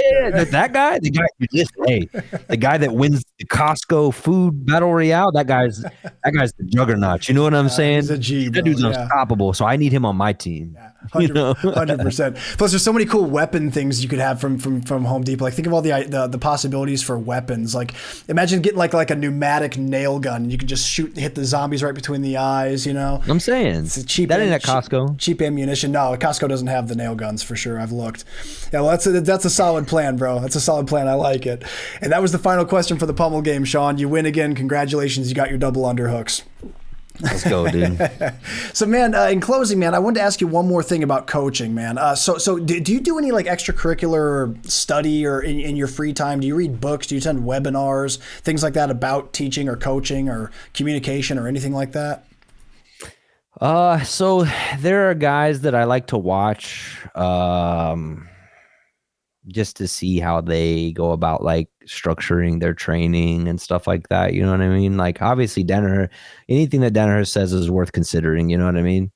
You obviously don't want to do like a carbon copy, because if you do, any problems that he runs into, you're going to run into.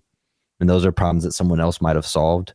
One of the things about someone being on the top is that they're eventually going to develop problems that they don't have answers to, that someone else probably has answers to, because it's the same concept as like more hands, more progress. You know, it's like they're at the top, and most of the time the top is very isolating. So it's like they don't have as many people helping them solve their problems as the 100 dudes below them who all work together. You know what I'm saying? So, so I watch, you know, obviously anything he says is worth considering, but then also just like, it depends on what you're looking at. So it's like, am I worried about like technical advice? I got to just study jiu-jitsu for that. Am I worried about like, you know, the mental side of it? Well, then we can study like sports psychologists and how they answer those questions. And I just try to like sort of situationally study rather than try and like pick one person and say like, all right, I'm just going to model myself after that person, because I want to be better than anyone that's doing it right now. You know what I'm saying? So it's like Danaher's much older than me. I'm going to be coaching far longer than him. You know what I'm saying? Like in the grand scheme. So it's like, I don't want to be solving the same problems he's solving when I get there. I want to have already figured those out. You know what I mean? And keep going. So, yeah, I do. But the one thing that I do always fall back on and study, whether I think there's like immediate need for it or not, is just social psychology. Social psychology is so important to understand as a modern day, like a 2023 jiu-jitsu instructor or program runner, a program like head of a program or program runner or whatever you want to call that. Yeah. If you run a program, you should probably do some minor research into social psychology, because there are so many easy answers to things that we make a huge deal out of in jiu-jitsu that just aren't a huge deal at all. Like dating in the gym. Yeah, I was gonna say, give me an example. Yeah. Dating in the gym, huge issue in jiu-jitsu. Sure. And you know what? If you talk to 10 instructors, 10 out of 10 of them will tell you that they just have no idea what to do about it. You know what I mean? 100%. Like they might say something like, oh, I just let them do whatever they want. Cool. So you couldn't come up with an answer either. Gotcha. You know what I mean? Because it's like, we can all agree. We can all agree. And I mean, when I say all, I mean reasonable people, not these scumbag dudes. And I don't mean to pick on anyone directly, but not these scumbag dudes that are running schools so that they can then hook up with their students. And, you know, because there's a lot of dorks out there that have never been given the time of day by a chick, and they get a black belt and they just run that into the ground. You know what I mean? Sure, 100%. And that's insane. That's really sad, honestly, but whatever. Not those guys. Reasonable people want an answer. We're out here. We want an answer. What do we do about dating in the gym? Okay. The reason that dating in the gym is bad is because it creates social barriers within the gym that feel very, very uncrossable. Whenever a chick dates a dude in the gym and they break up, there's so many terrible outcomes. Like, dude could turn all the other dudes against her, and now she feels just isolated. And there's always going to be more guys than there are girls in a jiu-jitsu gym, unless it's a female-only jiu-jitsu gym, which as far as I know doesn't exist. So it's like you're turning the mass of the students against her. That's not fair. And then also, because it's the boys club, honestly. And then also women who will then go and try to sleep with the other guys in the gym as a way to like hurt this dude. And then that turns into even more insane. You know what I mean? Like, it's just not so good. And that's not even touching on the idea that they bring it into the gym. Yeah. Because sometimes that happens too. They come in the gym fighting with each other and arguing with each other, and they put it in everybody's face. So anyway, if you've been training longer than a year or two, you've probably seen the negative effects of people dating inside the gym. And we want an answer. Social psychology provides those types of answers just by giving you simple processes to deal with them. When I have an issue with that, I generally just sit both of them down and I go, okay, guys, I'm not here to tell you that you can't date. I'm here to tell you that the repercussions of this going poorly for you two are going to be much, much larger than both of you have probably considered. And then we go down the rabbit hole and I say, like, look, as far as you, the guy, are concerned, you are going to be in a position with her where she has the power to roll with other guys and flirt with other guys and do things that are going to make you very uncomfortable in the training room. You're going to be distracted 24/7 while you're in here together because you're going to be watching her or interacting with her in some way, right? It's not going to be good for you. Okay. Flip that. All right. Listen, you are dating this guy in here. The other guys are going to have his back always if things go south for you guys. And there are probably even some slimy dudes in here that are going to try to talk to you and get with you because now they know that you're open to hooking up with guys from the gym. And that's all very real. Those are all very real things. Some guys don't see any issue with that. Some guys are like, that's cool. If that happens in my gym, I'm down. Can't tell people how to live life. They're right. You can't tell people how to live life. But I can definitely make sure that you both understand what you're doing before you do it. Yeah. And then if you choose to do it anyway, that's on you. And when you're transparent with everyone in that way, I think that you just curve so many of the like, I think most of the problems you get are just from people not knowing what to do. They're like, oh, my buddy said she did all these negative things to him and I want to stand up for my buddy. And it's like, okay, but didn't I tell you guys that was going to happen? You know? And then they go, oh yeah, that's right. You did say that would happen. You're like, yeah, exactly. You know what I mean? And ultimately the big thing that I tell them in the end is 9 out of 10 times, you guys probably aren't going to get married. You're probably not going to ride off into the sunset together. If you guys can't keep it together and keep this relationship outside of the gym, then there's going to come a time where I'm going to have to ask one of you, if not both of you, to leave the gym. So if it's worth jeopardizing your place here, shoot that shot. Because I'm not going to kick you out for dating. But, and we had one, since I moved to Atlanta, we had one couple do it. And it blew up in their faces. And I had to sit them both down and go, please. You know what I mean? And I gave them both options to stay. And they both were able to stay. But it never evened out. And we eventually had to ask one of them to leave.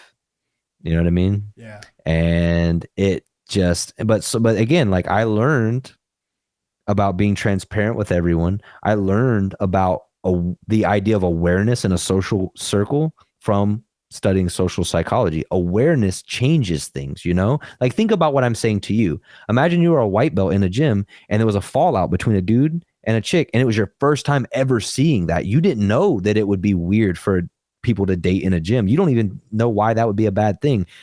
The first time you experience all that, dude, can you imagine the amount of like side shifting you have? Like, oh, she said this, but he said that. And you're like trying to figure out whose side you should, all that stuff. Yeah.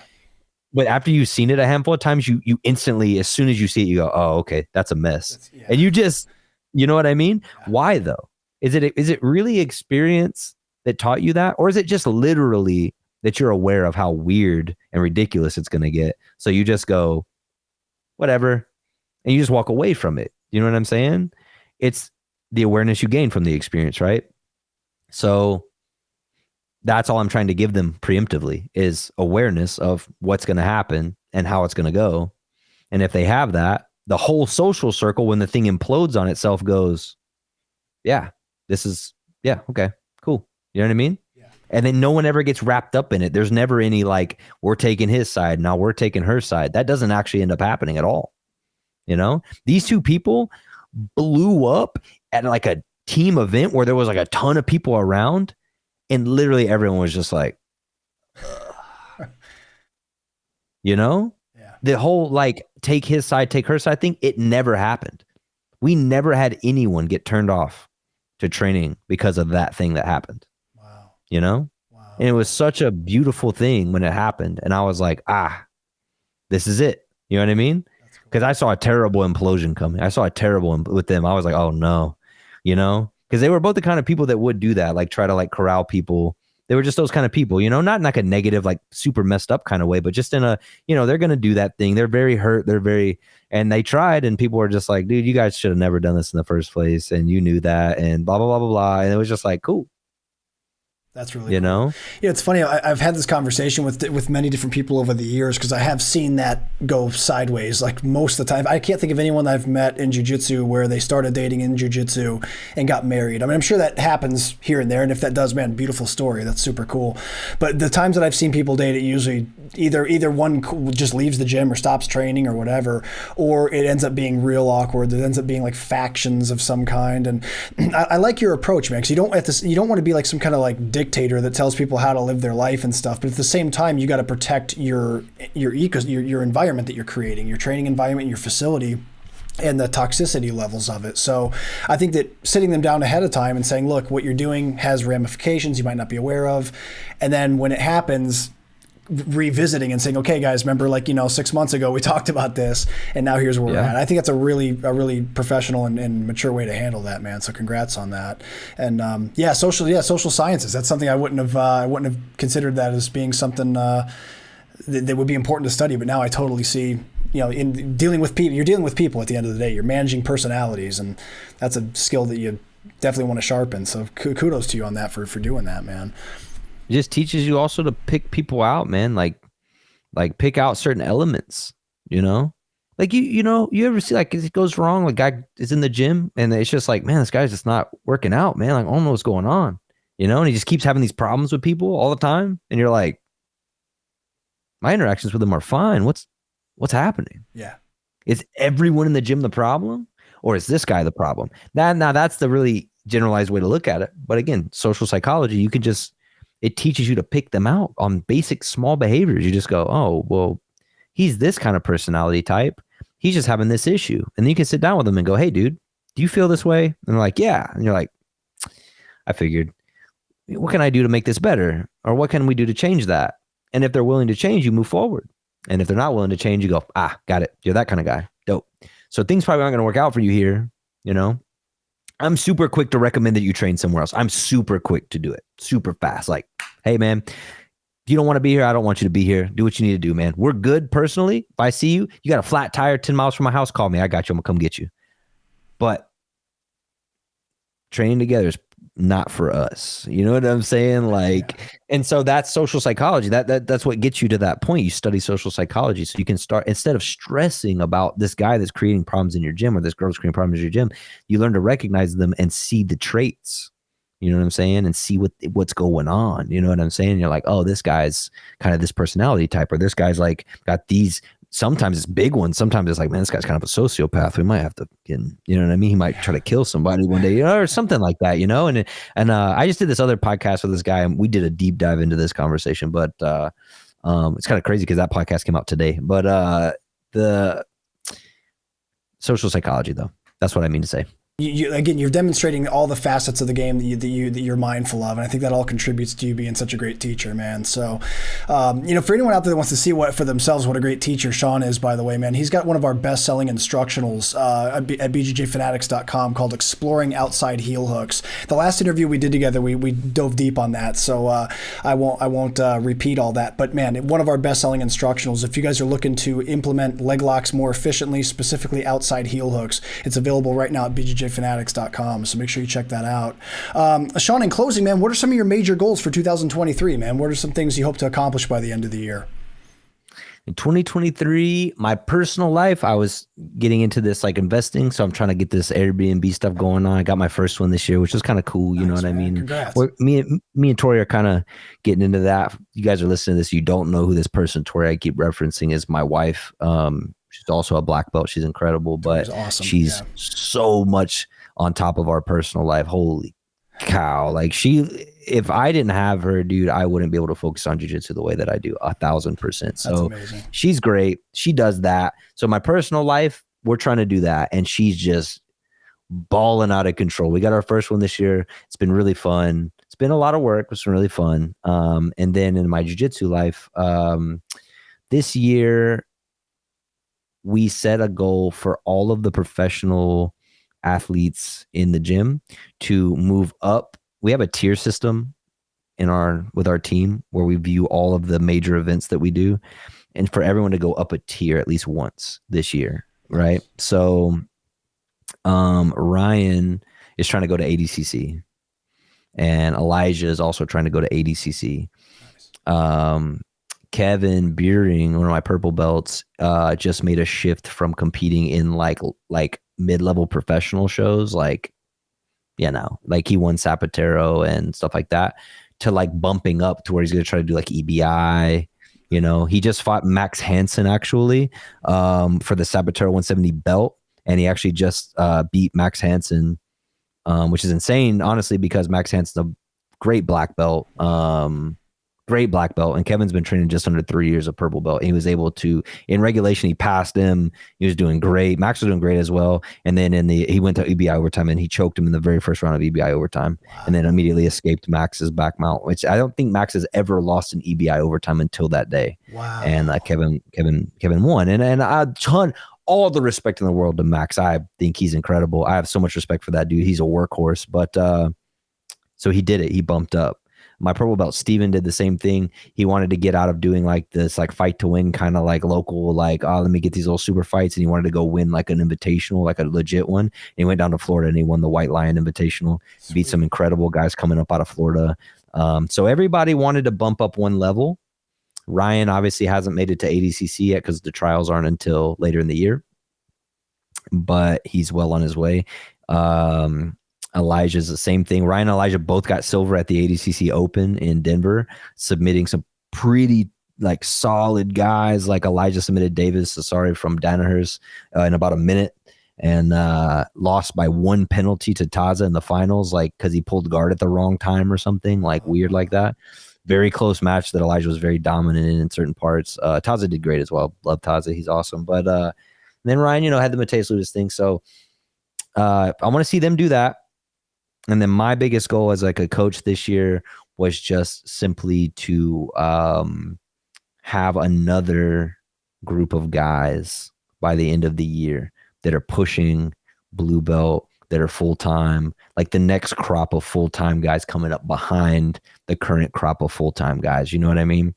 I want to have another generation of them coming up. And I have the guys, the raw material is there. The guys are in the gym right now.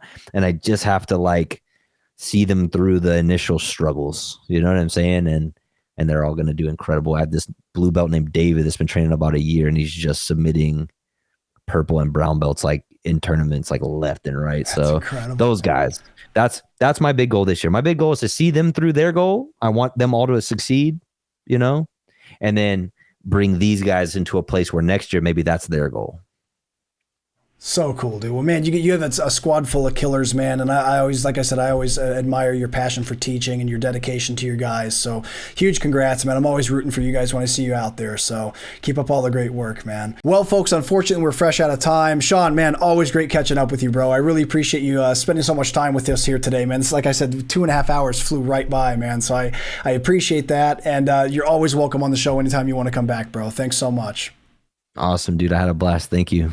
Excellent. For anyone out there who wants to keep up with Sean, it's really easy to do so. He's most active on Instagram. It's Applegate10p is his handle, so make sure you guys are following him there. He has a Facebook page too. If you guys are on Facebook, you can find him. Also, YouTube is 10pATL. Make sure you guys subscribe and hit the little bell icon to get notified when new videos get added. The website is strikerfightcenter.com. 10th Planet Atlanta is located inside of Striker Fight Center, which is in Kennesaw, Georgia, just outside of Atlanta. Great facility, great group of people. So if you guys are ever passing through Atlanta, make sure you drop into Striker Fight Center in 10th Planet Atlanta. If you guys can't drop into Atlanta, Sean does seminars all over the place, so make sure you guys are keeping up. Sean, you have a big one coming up in October, don't you? Where are you going to be in October? I do. In October, I'm going to be at Lycan MMA in Columbia, South Carolina. It's going to be it's a 3-day camp. It's going to be Mason Fowler, J-Flow, Justin Flores. Oh, nice. Luke Griffith, wow. Marvin Castell, Dante Leon, and myself. We're going to be teaching a camp. Yeah, we have a camp that when you guys see this, we already have passed, where it's like Nikki Ryan, Nick Rodriguez, myself, Phil Schwartz, J.M. Holland. And that's an incredible J-Flow as well on that one. Yeah. That one's an incredible camp. But if you guys are interested in coming out to the one in October, that's going to be October 6th, 7th, and 8th. That's at Lycan MMA in Columbia, South Carolina. It's, I want to say it's pretty like reasonably cost, like maybe $300 or so, but you're getting access to, again, like Mason Fowler, J-Flow, Luke Griffith, Marvin Castell, Dante Leon, myself, we'll all be there. So, dude, yeah, if you guys are interested in coming out, hit it up, and it's going to be a blast. We'll have a good time. Dude, what a lineup, man. That's so cool. Yeah, if you guys are anywhere near South Carolina, make the trip for sure. Get to that seminar. It'll be in October. You guys can keep up with the dates and everything on Sean's Instagram. He'll be posting about it for sure. And then also, guys, if you can't make it to 10th Planet Atlanta and you can't make it to a seminar, you can learn from Sean anywhere in the world here at BJJFanatics.com. His instructional is one of our best sellers. It's called Exploring Outside Heel Hooks. It's available right now, so go pick it up and get that knowledge. And that's going to do it for this episode, everybody. I really appreciate you tuning in. Please stay tuned for the next episode of the BJJ Fanatics podcast.